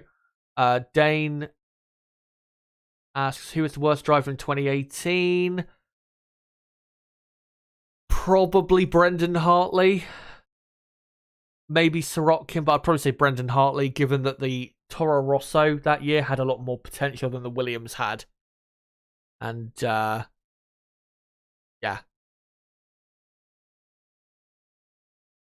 Oh, right, it's your name. Sorry. It's just, it sounds like something else. Sorry about that. Menace One, the GOAT, asks, do you think that Red Bull have been given too much of an advantage by F1 and the FIA to be stopped? It looks like at least 2 more years of championships. I don't think they've been given too much of an advantage. I don't think that, the reason they are the best team in F1, I don't think that's because they've been gifted this. I mean, yeah, the main strength of their team is that they've got, one of the best designers of all time, and this is more so of an aero formula. I mean, we have to remember the regulations we've got now. The reason they were introduced was because Liberty Media wanted to create regulations that made it as easy as possible to follow and race another car.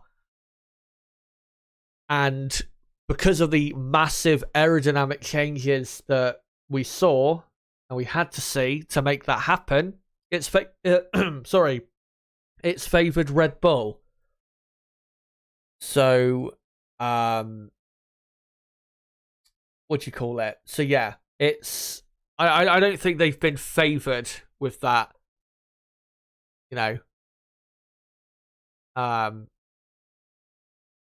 With the regulations or anything. And yeah, at the minute they're looking like they're in a great position, but I don't think Red Bull are going to dominate F1 as long as Mercedes did from 2014 to 2021, where they won, was it 8 straight constructors titles, wasn't it? Was it 8 or 9? I can't even remember, to be honest. But yeah. And apologies, by the way, to Mike, saying, been dealing with it all my life. Sorry about that. It's just, there has been times in the past I've seen other football channels get caught out with it, where people will name their account a certain way to make it sound like something else. So apologies if that is not the case. As George Russell's car is about to be loaded onto the truck, and yeah, give it another 5 minutes and we should be back underway, hopefully.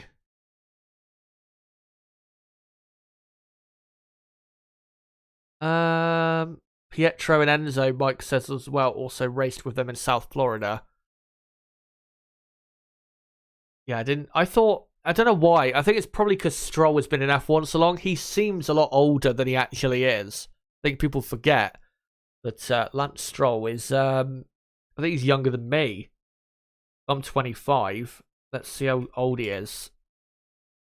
He is 24, and he'll be 25.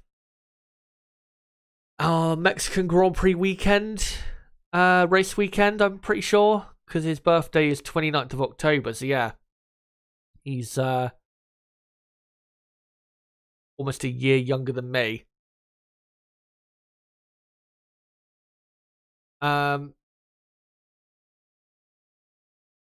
Jane asks, is Mercedes and Red Bull going to dominate F1 for an eternity? No. It will, it will change. I mean, look how many years there were when it was McLaren and Ferrari as like the two, most of the time, best teams, or Williams and McLaren or Williams and Ferrari. Like, there was a time between, 80 to 97, in that like 17, 18 year period, where Williams were always one of the best teams, except for like 1 or 2 years here or there. So yeah, we're just in that type of mode. I mean, Mercedes have been one of the best teams in F1 for less than 10 years now, because they weren't at that level really until as early as 2013. And it's 2023 now. So yeah, I'd say about 10 years it's been now, rather, that Mercedes have been one of the best teams in the sport. And I think they'll continue being one of the best teams in F1.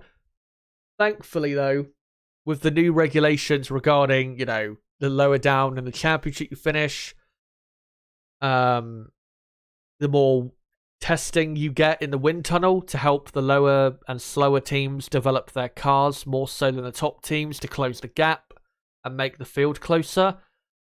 I think Mercedes will drop, not into the midfield, but I do think they will eventually be one of those teams that, kind of like a Ferrari for a certain period, where they'll just be, a shadow of what they were, not a championship winning team, and we'll just have a few years, I guess, transitioning into maybe another successful period. But Mercedes, I mean, even though I've predicted that they're going to win the championship in my view this season, and that I think Lewis Hamilton will win the championship this year, even if that does happen and he then goes on to retire or even continue, I don't think he's then going to restart another 8-year reign of dominance.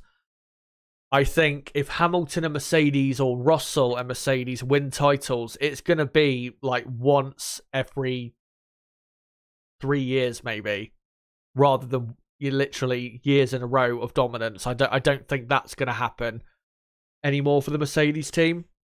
I still think they'll win championships. Like I said, my prediction is still that they'll win the championship this season. I'm not going to change my prediction on that until I have seen all of testing, at the very least, and seen, all the best lap times and just gone through all the data and all of that before I formulate an opinion.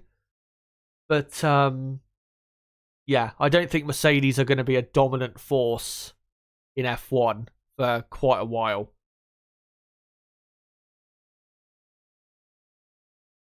But, yeah, Red Bull, I think with Red Bull, it's likely that they will be now the team that dominates F1 for the next few years. I mean, I did... When was it? Was it in November? I did a stream where I predicted the rest of this decade for F1, and I predicted, what's going to happen for the drivers and the teams. The session, by the way, will restart in, I think, like a minute or so, or 30 seconds from now. So we still have an hour and 15 minutes left of running, thankfully. Yeah, with Red Bull, I think, what was it? In that stream where I predicted the rest of this decade for the drivers and teams, I think I had Red Bull winning the championship in 2024, 2025, And then after the new set of regs in 2026, I think I've got them winning a couple more, or at least one more. I can't remember exactly. I'll have to go back and look at that stream. But I think between now and 2026, they will win at minimum 2 more championships on the constructors, and then 2 more minimum on the driver's side. As the cars now pile out back onto circuit, which is great to see. But yeah, I think Red Bull probably for the rest of this decade will be probably the most successful team. Mercedes, I think occasionally they'll be up there, win a couple championships. Ferrari, I hope, can win a championship, but I think it's going to be difficult, to be honest. But we will get different teams up there fighting for titles soon. I don't think it's going to be just Red Bull and Mercedes only, or Ferrari as well. I don't think it's only going to be those 3 teams. I think if we had what we used to have, where there was no limits with the budget cap and there was no limits on how much testing and wind tunnel time you had access to, and you could develop your cars as much as you want, then yeah, I think realistically it would be only those 3 teams who could, win in F1. There's Oscar Piastri on the track on a set of C3 medium tyres. Mike says Mercedes winning was different because they won almost every race that they usually screwed up in. When Ferrari was winning, McLaren and Williams also won races. Same with Red Bull with Vettel. Yeah, it's true. In that really dominant period of like 2014, 15, 16 with Mercedes, the races they didn't win was like just the days where they were really bad, basically. When, like you say, with Ferrari in their dominant period, there were races where they were legitimately beaten on pace. And it wasn't just because Ferrari had an absolute stinker. And same with Red Bull, even in that 2011 season, where Sebastian Vettel, I think, was on pole position almost every single race that year, and won, like, how many races did he win? Like 11 or 12 that season out of like 19 races. It was, yeah, he was so dominant that season. I think he might have actually won more than that, like 13 or 14 races. But yeah, even that season, you had Lewis Hamilton win a race on merit. I remember in Shanghai and the Nürburgring. Jenson Button won a couple races on pure merit. I remember at Suzuka, he won on pure pace. I think Alonso's win that year at Silverstone was because of a fuck-up, because Vettel had a really bad pit stop, I remember. So, yeah. I think you are right that Mercedes' dominance is different because, it was very rare during those 3 years especially where they were beaten on pure pace. Malaysia, I guess you could say in 2015 where Vettel won, I guess you could say that is where they were beaten on pure pace, and obviously Singapore as well. But the other races that they didn't win in 2014, 15, 16 was, yeah, it was for, because they had a crash, the 2 drivers, or engine issues, or whatever. As Logan Sargent, we're looking at on the broadcast, coming down the straight towards turn 11. And now, coming through turn 12, up to turn 13, and he's, Sargent's just doing a long run, he's not doing anything special. Now on the circuit,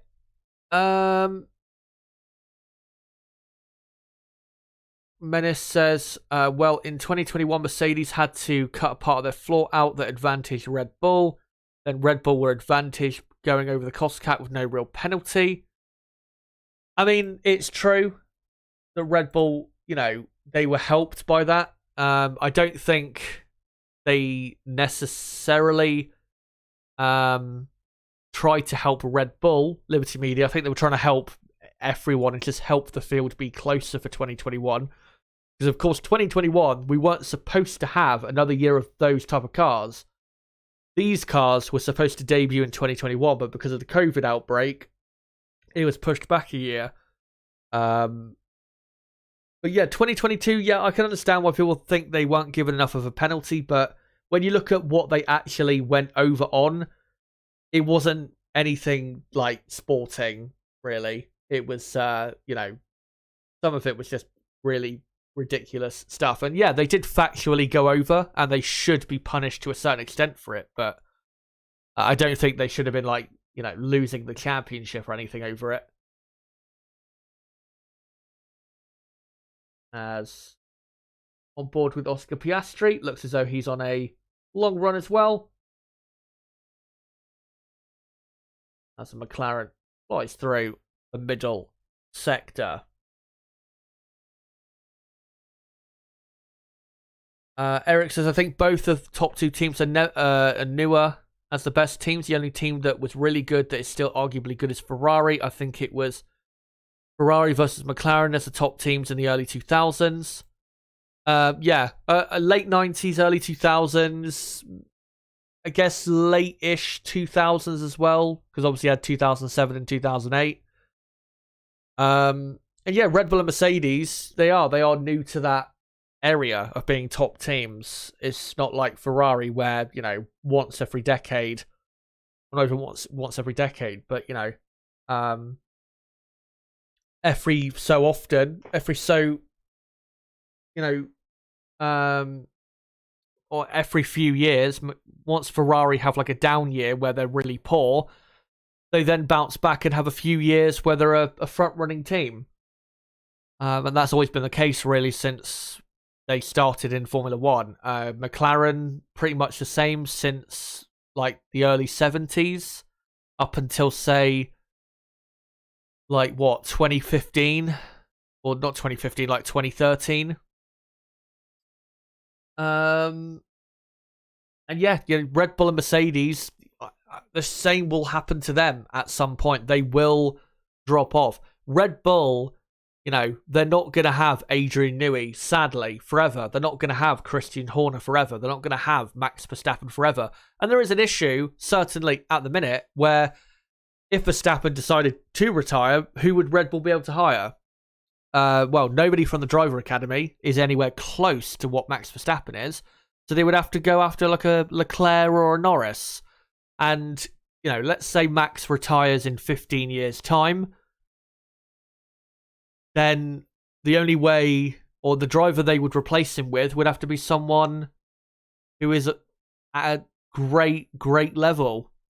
It might be a driver that's still like a kid now.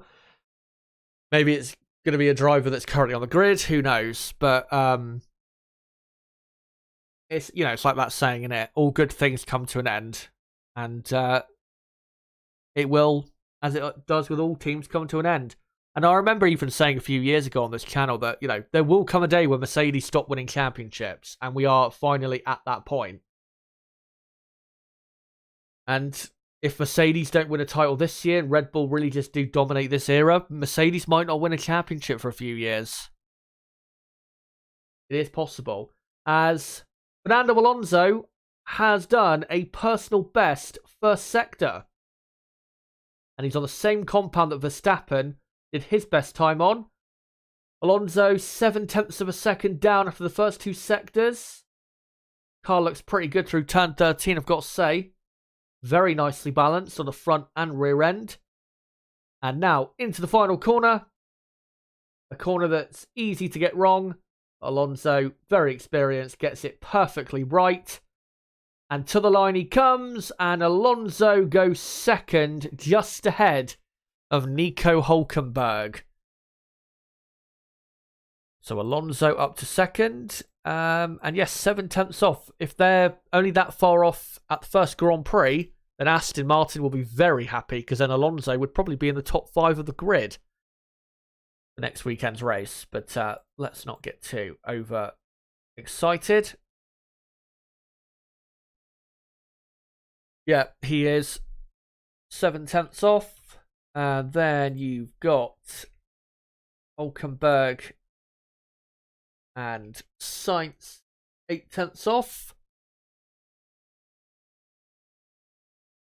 And also, or pretty much, Sargent is 9/10 of a second off, isn't he? And then Leclerc, a second off in 6th position. As we look at Charles Leclerc now, who is on a long run, I'm pretty sure. Yes, he is, because he's 2.2 seconds down in the first sector.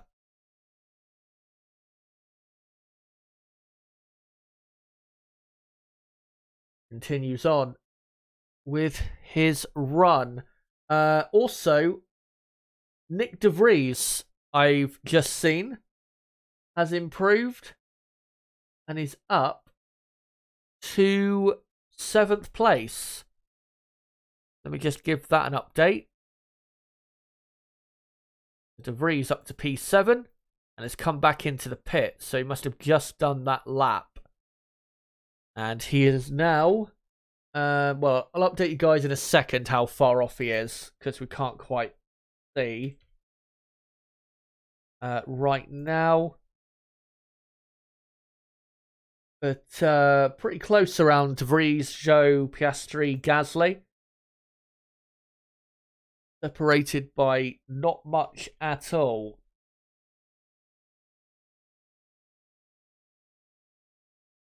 As Leclerc continuing on with his program.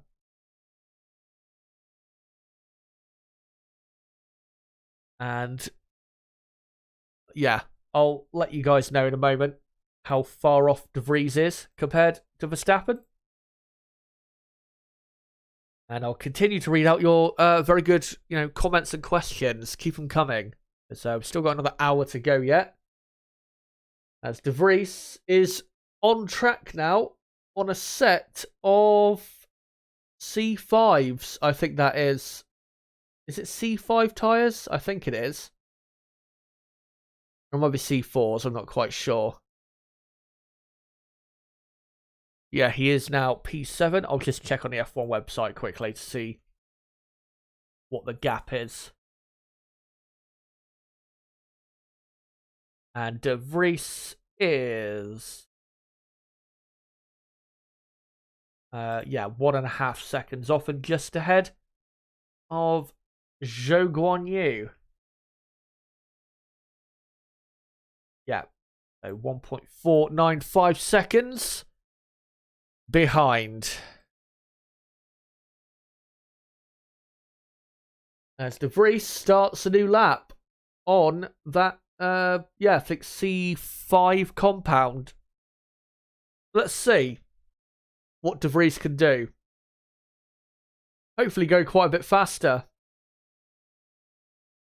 And you would hope, given that Sargent in in 5th place now, did his best time on the C5, you would hope that De Vries would go quicker than him. As De Vries 0.3 of a second away from Verstappen after the first sector. Car number 21, of course, Nick De Vries. And yeah, car looks good on lower fuel. But can still, from what we've seen so far, be a handful. Zhou Guanyu also on a personal best lap. He's in 8th place.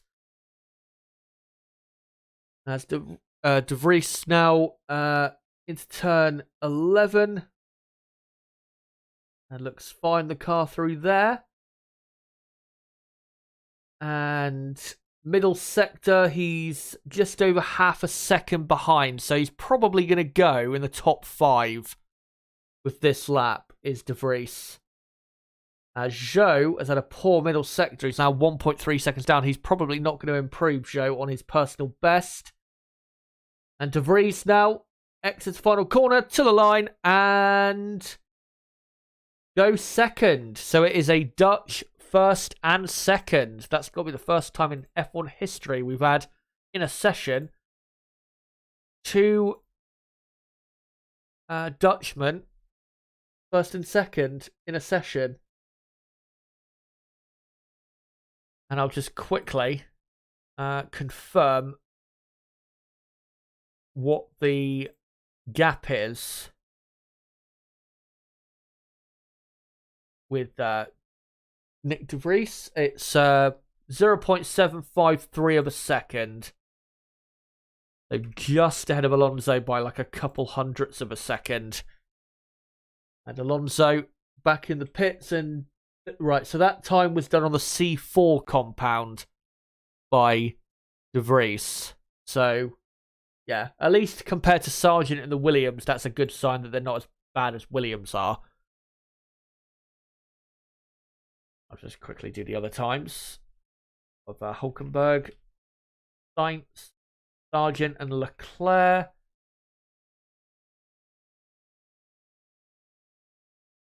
There you go.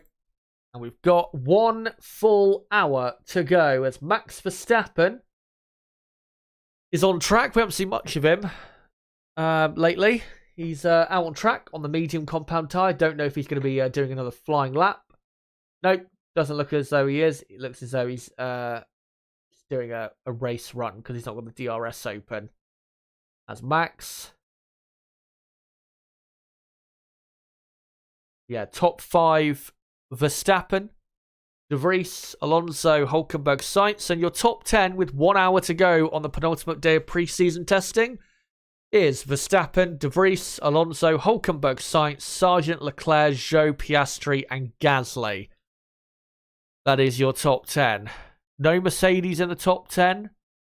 But everyone else is. Obviously, Mercedes been doing different things today, but have not had a good day, obviously, with Russell breaking down and Hamilton having a not-so-great morning. And yeah, Max just doing, or getting on with this long run. Almost 5 seconds down in the middle sector on his personal best. But let me just come back to the chat to see what you guys are saying. Mike's saying, I took Logan to a lot of his beginning kart races. That's interesting. It's so cool to watch him in F1. My son ran with him and his brother Dalton, sort of a team.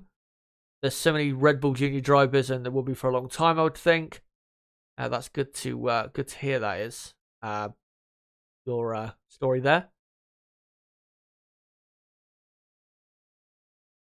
Menace One says Vettel was a god in a Red Bull. I think they could find someone. I think Leclerc could take Max's place easy. It depends, though.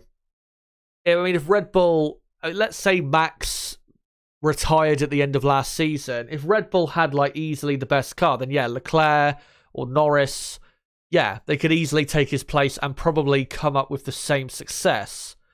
But it's when the car is more so equal with another one, that's when the driver makes the difference. And Verstappen, and I know obviously the 2021 championship ended in a farcical fashion for how great it was, that title fight. But Max, a lot of the times that year, made the difference as a driver rather than it being because the car is just miles quicker.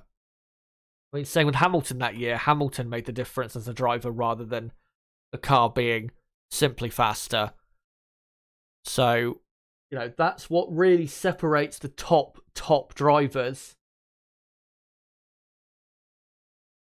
And, you know, would Leclerc be able to match what Max has done in that sense? Not sure he would. I mean, with Lando Norris, it's hard to say to a certain extent because we've never seen Lando in a front-running car. But, yeah, I think you get my point.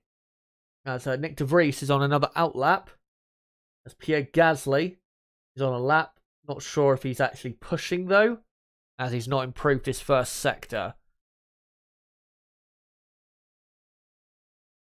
Paul Squibbs, good to see you. I think first time this year. Says, am I the only pet who sees Alonso in the Aston Martin and thinks of a James Bond villain pitching Bond's car? That's an interesting way of putting it, but no, I haven't thought about that in that way. Frank Trigg says, I can see Hamilton possibly going to Ferrari if Mercedes can't give him a race-winning car. I don't think that happens. I don't think Hamilton's ever leaving Mercedes. I think he will race for Mercedes to the end. Even if he races for another 10 years, I think he stays there. If this was a stock market, I'd buy the stock that Lewis goes to and sell what Alonso goes to. He could have been easy 5-time champ if he just stayed where he was. Yeah, that is true. Eric says maybe this year or next year we'll see a Dutch driver for the first time on the podium whose last name is not Verstappen. Let's not get ahead of ourselves, but yeah, it is possible. I mean, it would be if De Vries really succeeds at AlphaTauri, and let's say Perez, after years of being a number 2 driver, wants to move on. It would be a great, obviously, opportunity for Nick De Vries if Red Bull hired him alongside Verstappen, but for Red Bull and then marketing opportunity in Holland, that would be brilliant, having 2 Dutch drivers. And just imagine what Zandvoort would be like if they had Verstappen and De Vries in the car. I mean, Zandvoort this year is going to be great anyway because there's another Dutch driver on the grid. But yeah, 2 Dutch drivers in likely the best car on the grid is, yeah. It's what British fans hoped Hamilton and Button would be. But yeah, I mean, the Hamilton and Button, partnership from a marketing point of view was great. The only issue was the McLaren car wasn't good enough to be winning championships except for 2012, but McLaren just fumbled that so hard. And if you actually go and look at that time period with Hamilton and Button, there was never really a British Grand Prix where they had a good car.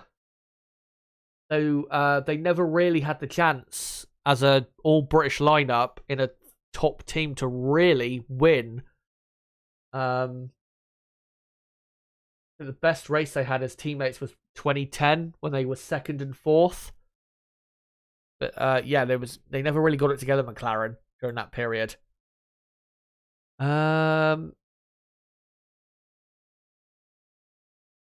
Mike says one of the great things about Red Bull, at least with Vettel, is they designed the car to his driving style. They changed things for him, like the way it launched out of corners. Webber didn't like it.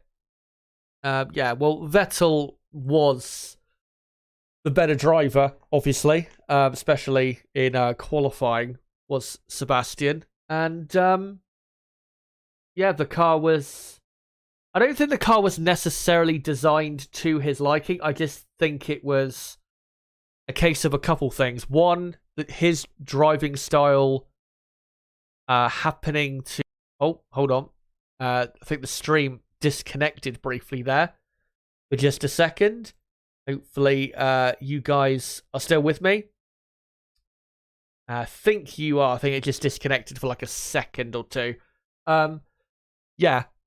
What was I going to say? I think it was kind of coincidence that his driving style suited the way Adrian Newey's cars are designed. I think with Adrian Newey's cars, they always have really good rear downforce.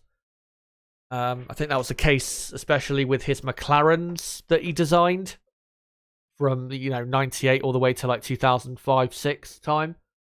His cars always have lots of rear downforce, which is why back when Vettel was winning titles, they were so great. It's also another reason why this Red Bull is so great. It's because the rear of the car is just perfect. It just does exactly what it should do. And because of the way Vettel likes, the way his driving style works, where he likes the rear end of the car to be fully compliant, it matched up beautifully. But I think, to be honest, even if you put a driver in that car that liked the rear end to slide around a bit more, like, say, Lewis Hamilton or Kimi Räikkönen, those are 2 drivers that have more, say, of that driving style where they like the rear end to slide around a bit more. I think they still would have got on really well with that car. So, yeah. Not a setup, but the design. I see what you mean, but I think it was just, yeah, I think when Adrian was designing those cars, I think it was just, yeah, he designed the best car he could, and it just happened to suit his driving style really well. And again, I think no matter whose driving style, I think if you put, any of the top drivers from that era or this era or any era in that car, they would have been massively successful. And just breaking news, Mercedes have confirmed that it was a hydraulic failure for George Russell, even though we kind of already knew that.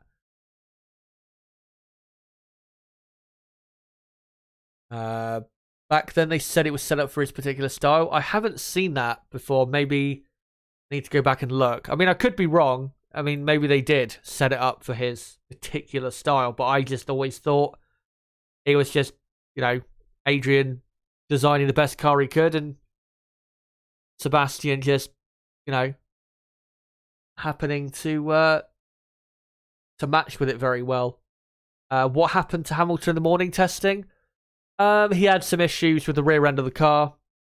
In the slow corners, him turning in on the rear end, trying to come round on him, and a lot of oversteer, slow speed oversteer. So that wasn't great. I think it was just a setup issue in the hot conditions. I don't think it was anything to be concerned about, to be honest. As Logan Sargent is on, I think, a new set of tyres, is he? I'm not sure. But he is still on a long run. As the Ferrari mechanics look kind of ready to do something. Not sure what they are going to do. As Sargent continues on. There's a slow-mo of Charles Leclerc in the Ferrari on a longish run on the medium compound tyres, which will be the soft compound tyres next weekend at the same track. Let's see if there's any other news.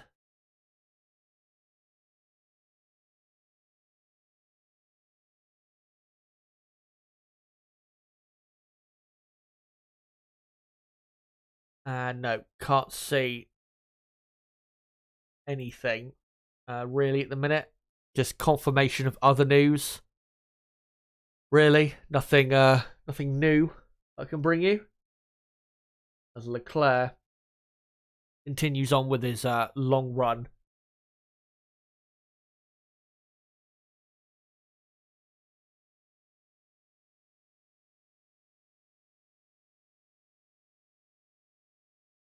Let's see if there's any comments I can read out quickly.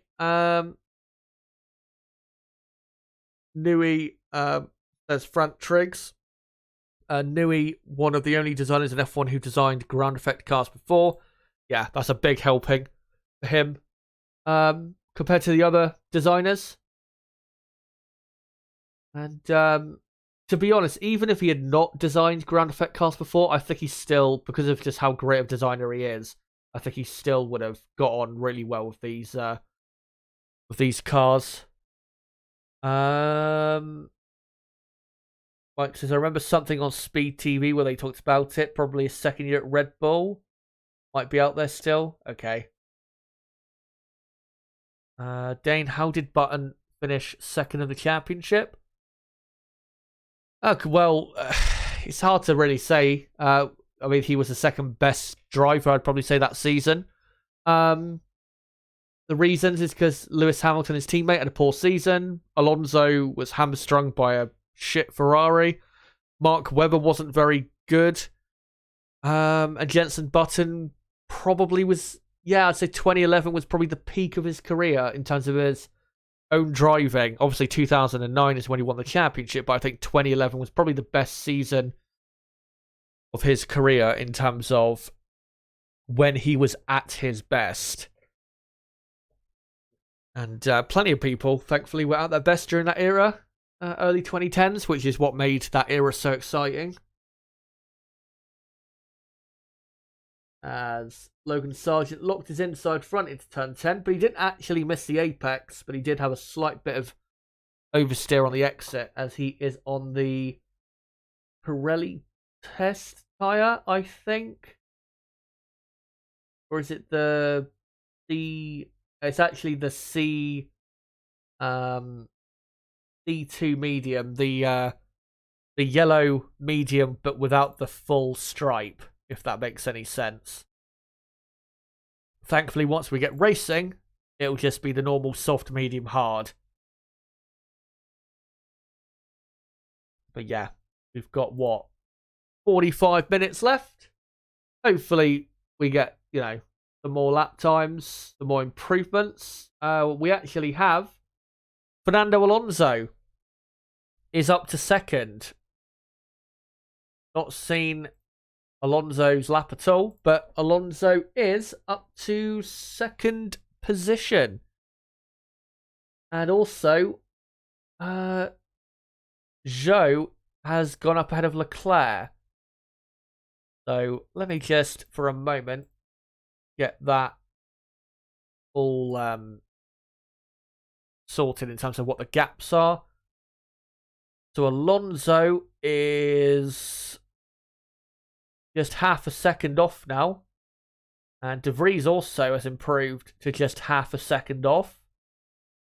I think Max is going to keep the top spot. Don't think Max is actually going to go for a faster lap here, which is a shame. But we will see a lot more of the Red Bull tomorrow.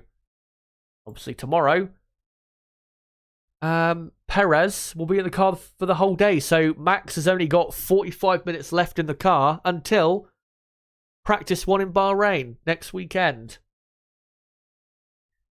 Right, let's get these times all correct.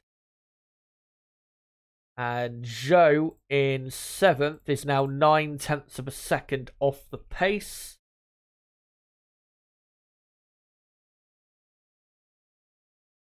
And yet Leclerc down to 8th. I am surprised that Leclerc and Ferrari have not decided to go for a quicker run. I thought they would have. But clearly they're satisfied with what they've done. Carlos Sainz will once again end up the quicker driver today. Mike asks, is there one more session today?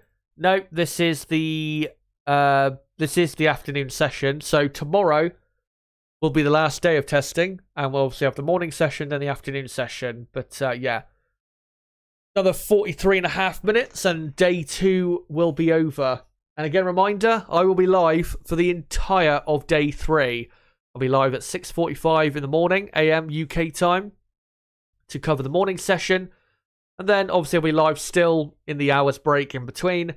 And then I'll be covering the afternoon session as well. So make sure to come around for that. And if you are new to the channel, don't forget to subscribe and hit the notifications bell for that content.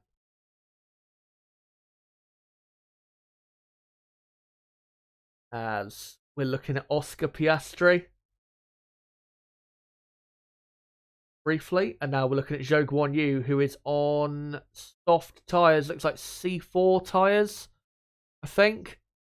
He just went 7th, so let's see if he can go any quicker.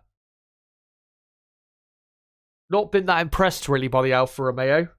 Not really seen that much of it today, though. The only times we've seen it is when they've been doing, like, long-run laps. We've not seen it on a, shorter fueled run. Looks better, definitely, with less fuel. But, yeah. And it's good, I've got to say, that Zhou is getting the entire day. Obviously, they split the day at Alfa Romeo yesterday. So, Zhou gets all of today. And Valtteri Bottas will be in the car all of tomorrow.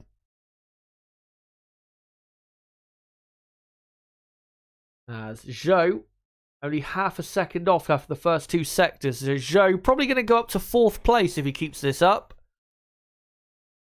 As Alonso comes back into the pits. And don't know if he's going to go back out again. And Zhou comes to the line. And goes 3rd, actually, in the Alfa Romeo. So good lap and only just splits Alonso and De Vries. So Zhou Guanyu up to P3. Let me just confirm what the gap is between Zhou and Verstappen. Out front, it is 0.564. And then De Vries, 0.572. So you can just see how, close it is out there.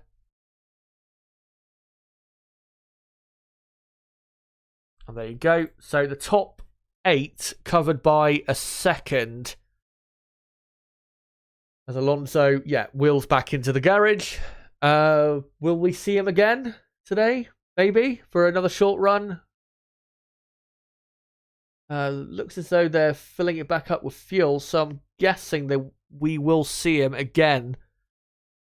At this point, if you do pit, as De Vries is now out there on a set of mediums, I'm guessing De Vries is going to do a 20-30 lap stint to end the day.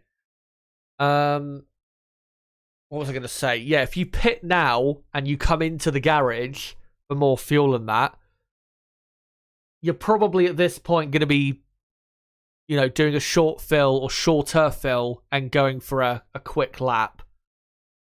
Because, you can't really at this point fill it up for a race distance. I mean, you can do, I guess, most of a race distance or half a race distance, but the teams I know do like to practice with, pretty much the whole fuel load in that's going to be in for the actual race itself. As the AlphaTauri with some high-vis paint on the back is doing a practice start at the exit of the pit lane, as we now look at Nico Hülkenberg, who is on a long run, I think, on the medium compact tyres. One career pole position they show on the F1 broadcast, and that pole position was 12 and a half years ago in Brazil, 2010. And certainly a lot has changed since then. Mike, do you know what tyre Sargent was on? His was on the C5 compound, the softest compound, which is understandable, I guess, considering how quick his time was.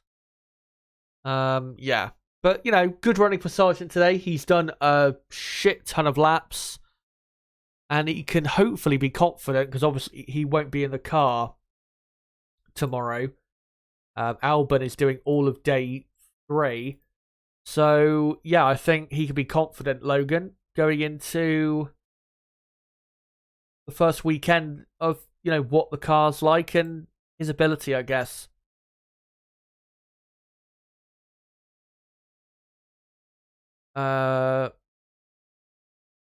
Mike says 2009 for Button was mostly a dominant car. 2011 made his championship better or more legit. Yeah, to a certain extent. Dane asks, if Daniel didn't have a lot of reliability problems in 2018, do you think he would have been ahead of Bottas, Max and Kimi in the championship?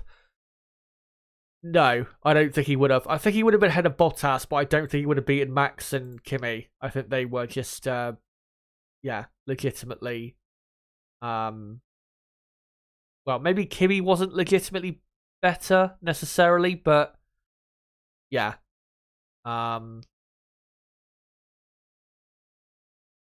I don't think Ricciardo would have been top 3 in the championship or anything.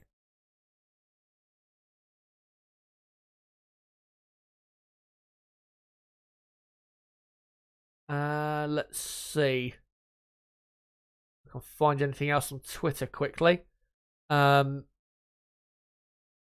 someone saying that Fernando Alonso is second place, which is a 132.2, I think he's done, is half a second quicker than Aston Martin were in qualifying for the Bahrain Grand Prix last year. Now, I know there were some people online saying, this means literally nothing. What it is supposed to show, because there was yesterday, people were, or someone, was it Formula Racers on Twitter, who has quite a popular account? He did a tweet about how Alonso yesterday did a lap time 0.2 of a second quicker than Stroll. did in qualifying for the Bahrain Grand Prix last season.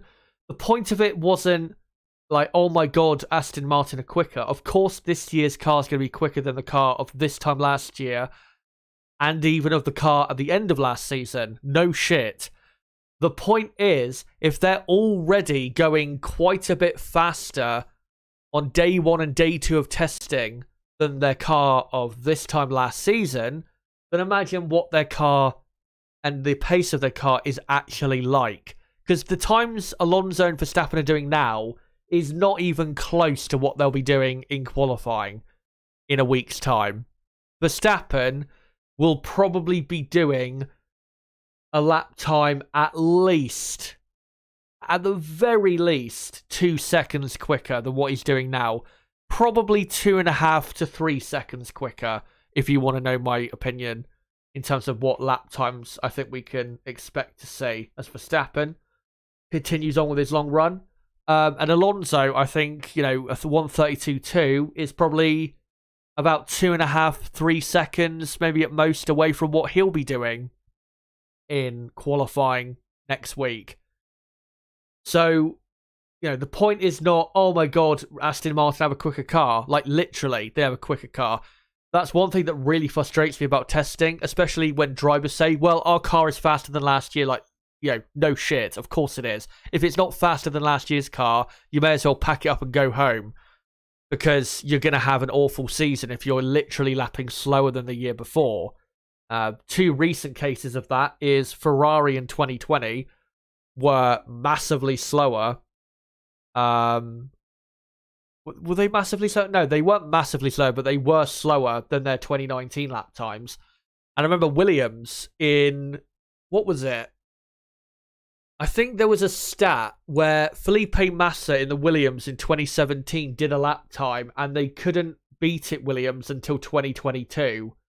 They literally kept getting slower. Of course, there wasn't an Australian Grand Prix in 2020 or 2021, which does affect that. But yeah, if you, with the regulations being the same, if you get slower from one year to the next, then just write your season off.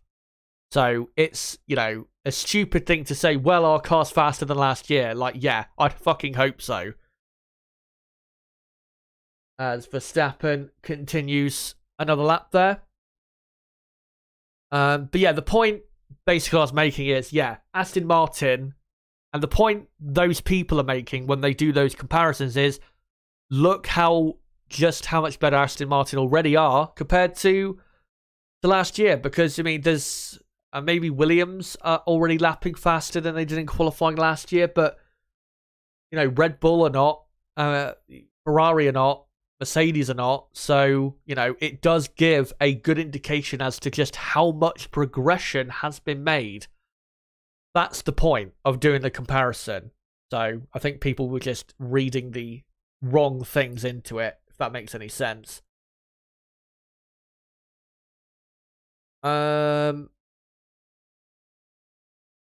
Mike says, if you're not faster, someone should have been fired. Exactly. Yeah, it's inexcusable for an F1 team, even if you're a small team like Williams. If you make a car that is slower than the one the year before with 1 year's development cycle, then, yeah, you may as well fire the entire team, because that is a horrendous thing to do. Look actually at... it happened too late, but Paddy Lowe, for example, he was fired after, the 2018 Williams turned out to be actually slower than the 2017 Williams, and then the 2019 Williams was twice as slow as the 2018 Williams. Obviously, Paddy Lowe didn't have much to work with because there wasn't a lot of money, and Claire Williams' running of the team was really poor. But yeah, he had to leave that team because it just wasn't working. But yeah, that is what happened. As looking back at the TV, we've got Charles Leclerc on a continuing his long runs, basically. Just trying to see if there's any new lap times to let you guys know of. There is not. And the chances of us getting a new improvement on lap time, as Leclerc has a loss of rear end on the exit of turn 2, quite a oversteery moment. Again, that Ferrari does look quite oversteery to me.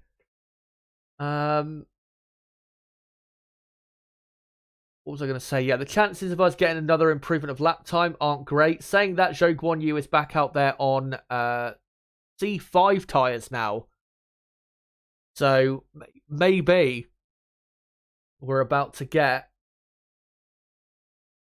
another improvement, as they're just shown there. Just under 9 days now until the first race of the season.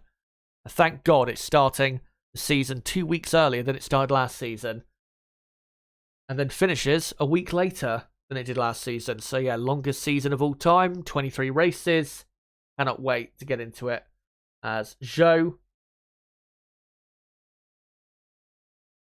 career best, it says there, of 9th. Of, well, not in terms of the races, but, you know, his best qualifying effort of 9th, which I think he did at Silverstone. I think, yeah, it was Silverstone or Canada. Might have done it twice, to be honest. But, yeah, Zhou, personal best first sector, purple middle sector. And he does go P1. Zhou Guanyu, even though it's on the C5 compound, Zhou Guanyu goes to the top of the timesheets. Don't worry, he's not half a second quicker than Verstappen. I'll update that now, but yeah, at least that's something for Alfa Romeo. The car didn't look too bad on that low fuel run, and that was definitely a glory run from Alfa Romeo. So that's a 131.610 for Zhou. And then Verstappen about half a tenth back in second. Would be hilarious if Verstappen went out there with C5 tyres just to squash the semblance of hope that one may have had. And yeah, I've got to now do the gaps for all of the cars now. So might need to just give me a couple minutes here, guys. So I can get this done. And, well, everyone is now 0.04 of a second further behind P1 than they were before. So that should be simple to do. I hope. Knowing me, I'd probably get it wrong still. Let's see if I do get it right. So you've got what, the top 12 within 2 seconds, the top 8 within a well, actually the top 7 within a second. And let me just do the last few times on the board.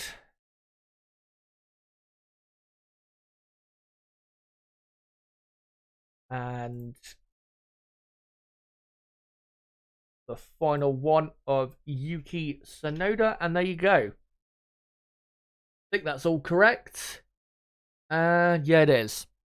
So Zhou Guanyu, top of the timesheets with 27 minutes to go. 0.04 of a second clear of Verstappen. And Alonso then 0.6 of a second back. Important to remember that Zhou did that time on the C5 compound, I'm pretty sure it was. Alonso 0.6 behind on the C3. There should be about a second a lap difference, really, between the two tyres of the C3 and C5. So take that for whatever you want. Maybe Alonso is at least half a second quicker, you could say, than Zhou. I don't think that necessarily means that, but I think it does mean that Alonso is, you know, in reality faster in his car than Zhou is in his car.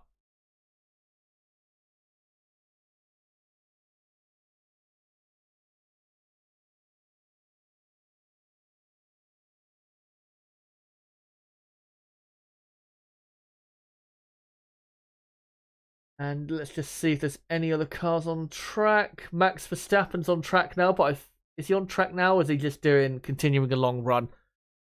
Looks as though he's just continuing that long run he was on. Nick de Vries is on an outlap. So we'll see what he can do. Lando Norris is there on the McLaren pit wall. A rather depressed looking McLaren pit wall, as they know they've got a lot of work to do. And yeah, I think by the looks of it, with McLaren, they are probably 6th in the pecking order. About there is where I would say they are. And I think I probably should do that actually before I end the stream here. Is talk about what the pecking order is and what I think it is so far. As Verstappen just backed off there, so we could have a clean run to get on with his program. 25 minutes left of that program with Verstappen. I guess I'll get into it now. By the looks of it, Red Bull have the best car. I'm not sure by how much. I don't know the gap necessarily, but I think Red Bull have the quickest car here. Second quickest, hard to say, I think. I mean, Carlos Sainz, he's done the best and quickest time that Ferrari have done so far of a 1:32.4. The best lap time Mercedes have done so far, I think yesterday, was a 1:33 something. Was it what, a 1:30? It wasn't even that, was it? Yeah, it was a late 1:33. So either Mercedes are very slow, or they are still not showing as much of what they've got as Ferrari and Red Bull are. Yeah, I want to see what Mercedes do tomorrow before I say who I think has the second best car. But Red Bull, I'd say, have the best car right now. Second quickest, Ferrari or Mercedes. Aston Martin then 4th. And then I've probably got Alpine 5th. McLaren 6th. And then 7th, 8th, 9th is pretty hard to say. Probably go Haas or Alfa Romeo 7th. The 7th and 8th Haas or Alfa Romeo. And then AlphaTauri 9th, Williams 10th. I think that's what I would go for my pecking order right now. But again, I want to see tomorrow to see whether that's, confirmed as to what I think the pecking order is, or whether we see any changes. I think the teams to look out for that could change that pecking order that I've just said is, Mercedes showing a lot more pace. And also, Alpine have not really showed us a lot. The car looks good visually on the track. We just don't know how quick it is. And I guess McLaren, to a certain extent, haven't shown us a lot. So, yeah. We will wait and see tomorrow to see what those teams can show. But, yeah, I think we're getting there to having a decent idea of how things are shaping up for the season. Definitely getting there.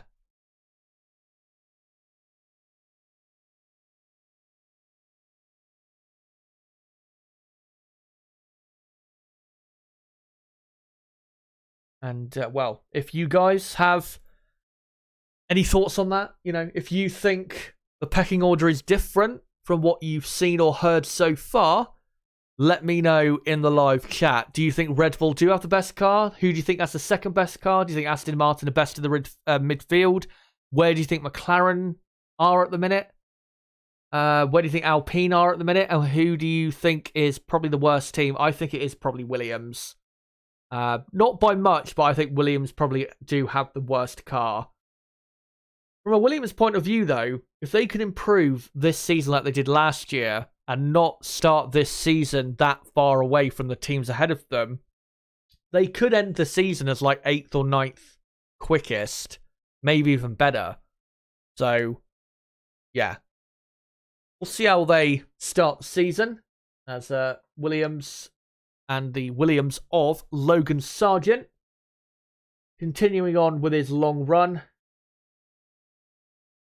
as he bumps his way into turn 1. And yeah, he's done about 3 race distances, I think, by now as Logan. As we enter now the final 20 minutes of day 2. And yeah, tomorrow, the final day of testing, will definitely be exciting to a certain extent. The final day of testing is always exciting. I mean, I remember when I was there on the final day of testing in 2019, it was exciting because you got to see all the cars go out on soft tyres and really go for it. And yeah, it looked spectacular, and you got a much better idea once you saw that of how things are looking for the season. So yeah. And one thing I will say as a tip for anyone watching who is like struggling to, when they watch testing, to know when they watch it, to know like what makes a car when you see it in testing good and what makes a car when you not see it good. Ignore the lap times. The lap times are completely, or not completely, but they're mostly irrelevant. It's when you look at the car visually and its handling compared to other cars. Like, I remember when I went to testing in 2019, I remember people, it was funny. It was so funny. I remember this Autosport, they got caught with their pants down because they went through all of testing, posting loads of videos on the channel. This was before the race became a thing. So all of those journalists that are on that channel were all on Autosport, like Scott Mitchell, Ed Straw, people like that. They were going on and on about how Ferrari had easily the best car and they were the favourites for the championship. And even Lewis Hamilton, I think, said we could be half a second behind. When I was there at testing, I did not see half a second difference between the two cars at all. They looked about equal when I saw them at the track. There wasn't a big difference at all between the two cars. Maybe, yeah, Ferrari in certain parts of the track looked better. In other parts of the track, Mercedes looked better. It was just pretty much level between the two when I looked at them visually. And then obviously once the season started, Mercedes, kicked Ferrari's ass pretty much. So I was wrong to a certain extent, but I definitely was more so correct than those journalists were, who were, I think, just reading into lap times and getting a bit too carried away with rumours rather than just watching the car on the track. And then I remember with Renault as well, everyone, literally everyone and their grandmother was saying Renault are going to be the best of the rest. Even I said that before testing, and then I went to testing and Renault just looked average. It was just like, it was okay. They didn't look special to me. They looked like they were pretty much handling-wise about the same as McLaren and Alfa Romeo. And the team I was impressed with the most, I remember that testing, was Haas. And then in Australia, a couple weeks later, Haas went and locked out the 4th row of the grid, I think, or they finished 6th and 7th or something like that in qualifying. And then Magnussen, I think, finished 6th in the first race as well. So, yeah, if you ever go to testing, if you ever have that pleasure, or you watch testing on TV, watch the car's handling. That's the key. Ignore the lap times, ignore what they're saying on Twitter. Watch the car's handling, because that is what matters. Obviously, there are other things that can play a factor in a car's pace, such as engine power that you can't visually see. And Logan Sargent here is got something. He's stopped in his pit box and he's got something wrong with his seatbelts, is he? Or something? Or has he just stopped his car? At the exit, the pit lane. I have no idea what's happened there.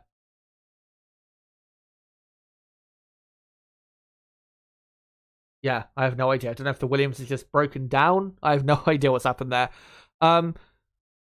Yeah, obviously there are things that factor into a car's performance, like horsepower and drag, that you can't visually see. You can only see if that has an effect on, like, with data. But yeah, in terms of a car's handling, you can obviously see that when you're at testing or watching it on TV. So pay attention to that and that only. That's what gives you the best idea of what's going on.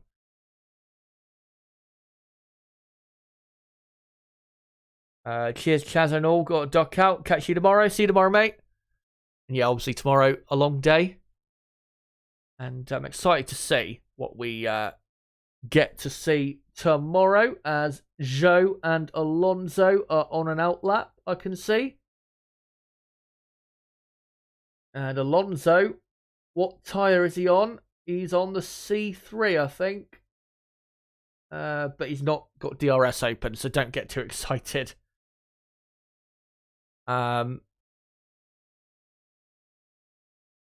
Menace says Toto has not shown any signs of being dissatisfied, so I think Merc are still the dark horse. Yeah, I still think that. That's what I mean. I don't think Mercedes have really shown as much of their hand as Red Bull and Ferrari have. I think Mercedes are further away from their ceiling of performance than Red Bull and Ferrari are, if that makes any sense.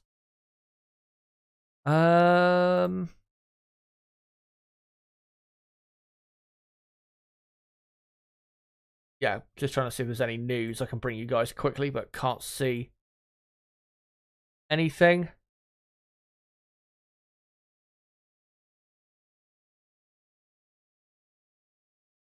And yeah, for the final, 14 minutes, as the virtual safety car period now comes out, and this will be happening for the next 5 minutes or so, as there's an Alfa Romeo at the exit of the pit lane, trying to do a practice start. And yeah, there is some sort of issue with Sargent's car. I have no idea what it is, but maybe it's a starter issue. I don't know.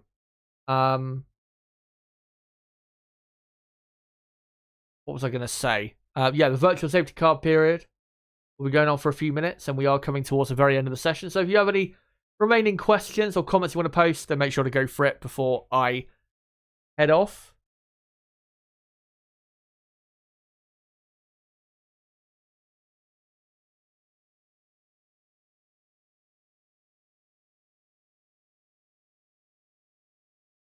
And yeah, all eyes on the Williams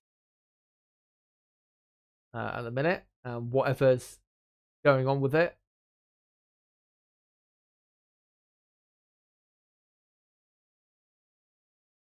As yeah, Zhou, I've had a sneaky suspicion he might have stalled or broken down, and yeah, the Alfa Romeo mechanics are now at the exit the pit lane, I think, trying to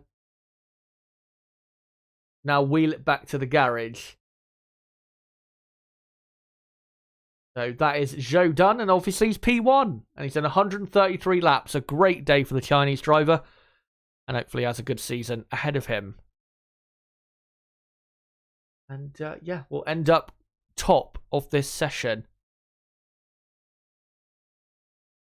At least, you know, he'll end up top of this session. Maybe the only session he's ever top of in F1.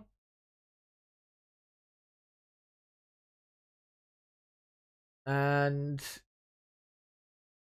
yeah, the mystery of whatever's happening with that Williams car continues. No idea what was happening there. Maybe I'll have a quick look on Twitter to see in a moment what was going on, as they're now doing a red flag for the track. Just the reason they're doing that is just for a procedural thing to test out the you know, the mechanics of it all, and test out that all the systems are working. As Zhou is now back in his garage. Let's see what happened to Zhou. He did a burnout, another burnout, and then did another burnout, and then it went into neutral. So I think Zhou may have blown a gasket, quite literally. With a bit too of a aggressive burnout. And yeah, he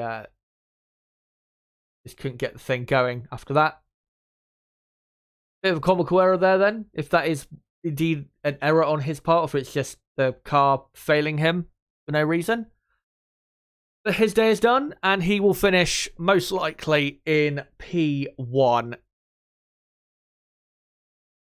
And now, Williams have put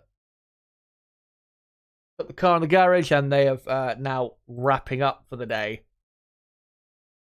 And I think, given that I don't think we are going to see any more improvements, I think I'm probably going to wrap up as well. Because, yeah, these final 10 minutes, nothing's going to happen, really. So I think I'll wrap up here. Before I do, though, let's go through the final finishing order of pre-season testing on day 2. So Zhou Guanyu ends up quickest with a 1:31.6. Max Verstappen second, just a few hundredths of a second behind. Alonso third, De Vries fourth, Hülkenberg fifth, Sainz in sixth, Sargent seventh, Leclerc eighth, Piastri ninth, and Pierre Gasly in P10. And then the rest of the field, Magnussen, Ocon, Russell, Perez, Hamilton, Norris, Tsunoda, and of course Bottas, Albon, and Drugovich did no running today, but they will be back tomorrow. Bottas and Albon doing the entire day for their teams tomorrow. Drugovich will be doing the morning session for Aston Martin. Thank you guys for coming along for day 2 of pre-season testing. It's been great to have you along. And let me just quickly get into, I'll just hide the timer when I go to this. Let's get into what the plan is going forward with the content schedule, I guess you could say. So tomorrow, I will be live for the final day of pre-season testing. I know it says afternoon session there. When it says, pre-season testing day 3 watch-along. I just forgot to delete that part. Apologies. I will actually be live for the entire day of testing tomorrow. And yes, live at 6:45 a.m. UK time. And then on Sunday night, don't forget to join me for that stream, where I will be doing a full review of pre-season testing at 8 p.m. UK time on Sunday night, where we'll go through all the teams, get into how they all did in quite good detail, look at data, and then just try and come up with our best idea as to what's going to happen for the Bahrain Grand Prix. And then, of course, right after that, there'll be the season preview on Tuesday night at the same time of 8 p.m. But guys, that has been it for day 2 of testing. Thank you guys for coming along. If you are new to the channel, don't forget to subscribe for more content like this. Bottom right of the screen, you can do it right there. Don't forget to hit the notifications bell as well. Make sure to smash the like button if you haven't already before you go. And share this video and channel everywhere you can. And to keep up to date with my content, don't forget to follow me on Twitter at ChazHD5. And join our Discord server, link below in the description for that. And guys, until the final day of pre-season testing, where I'll be getting underway early in the morning, what could be an exciting day in Bahrain, it has been me, ChazHD. Goodbye.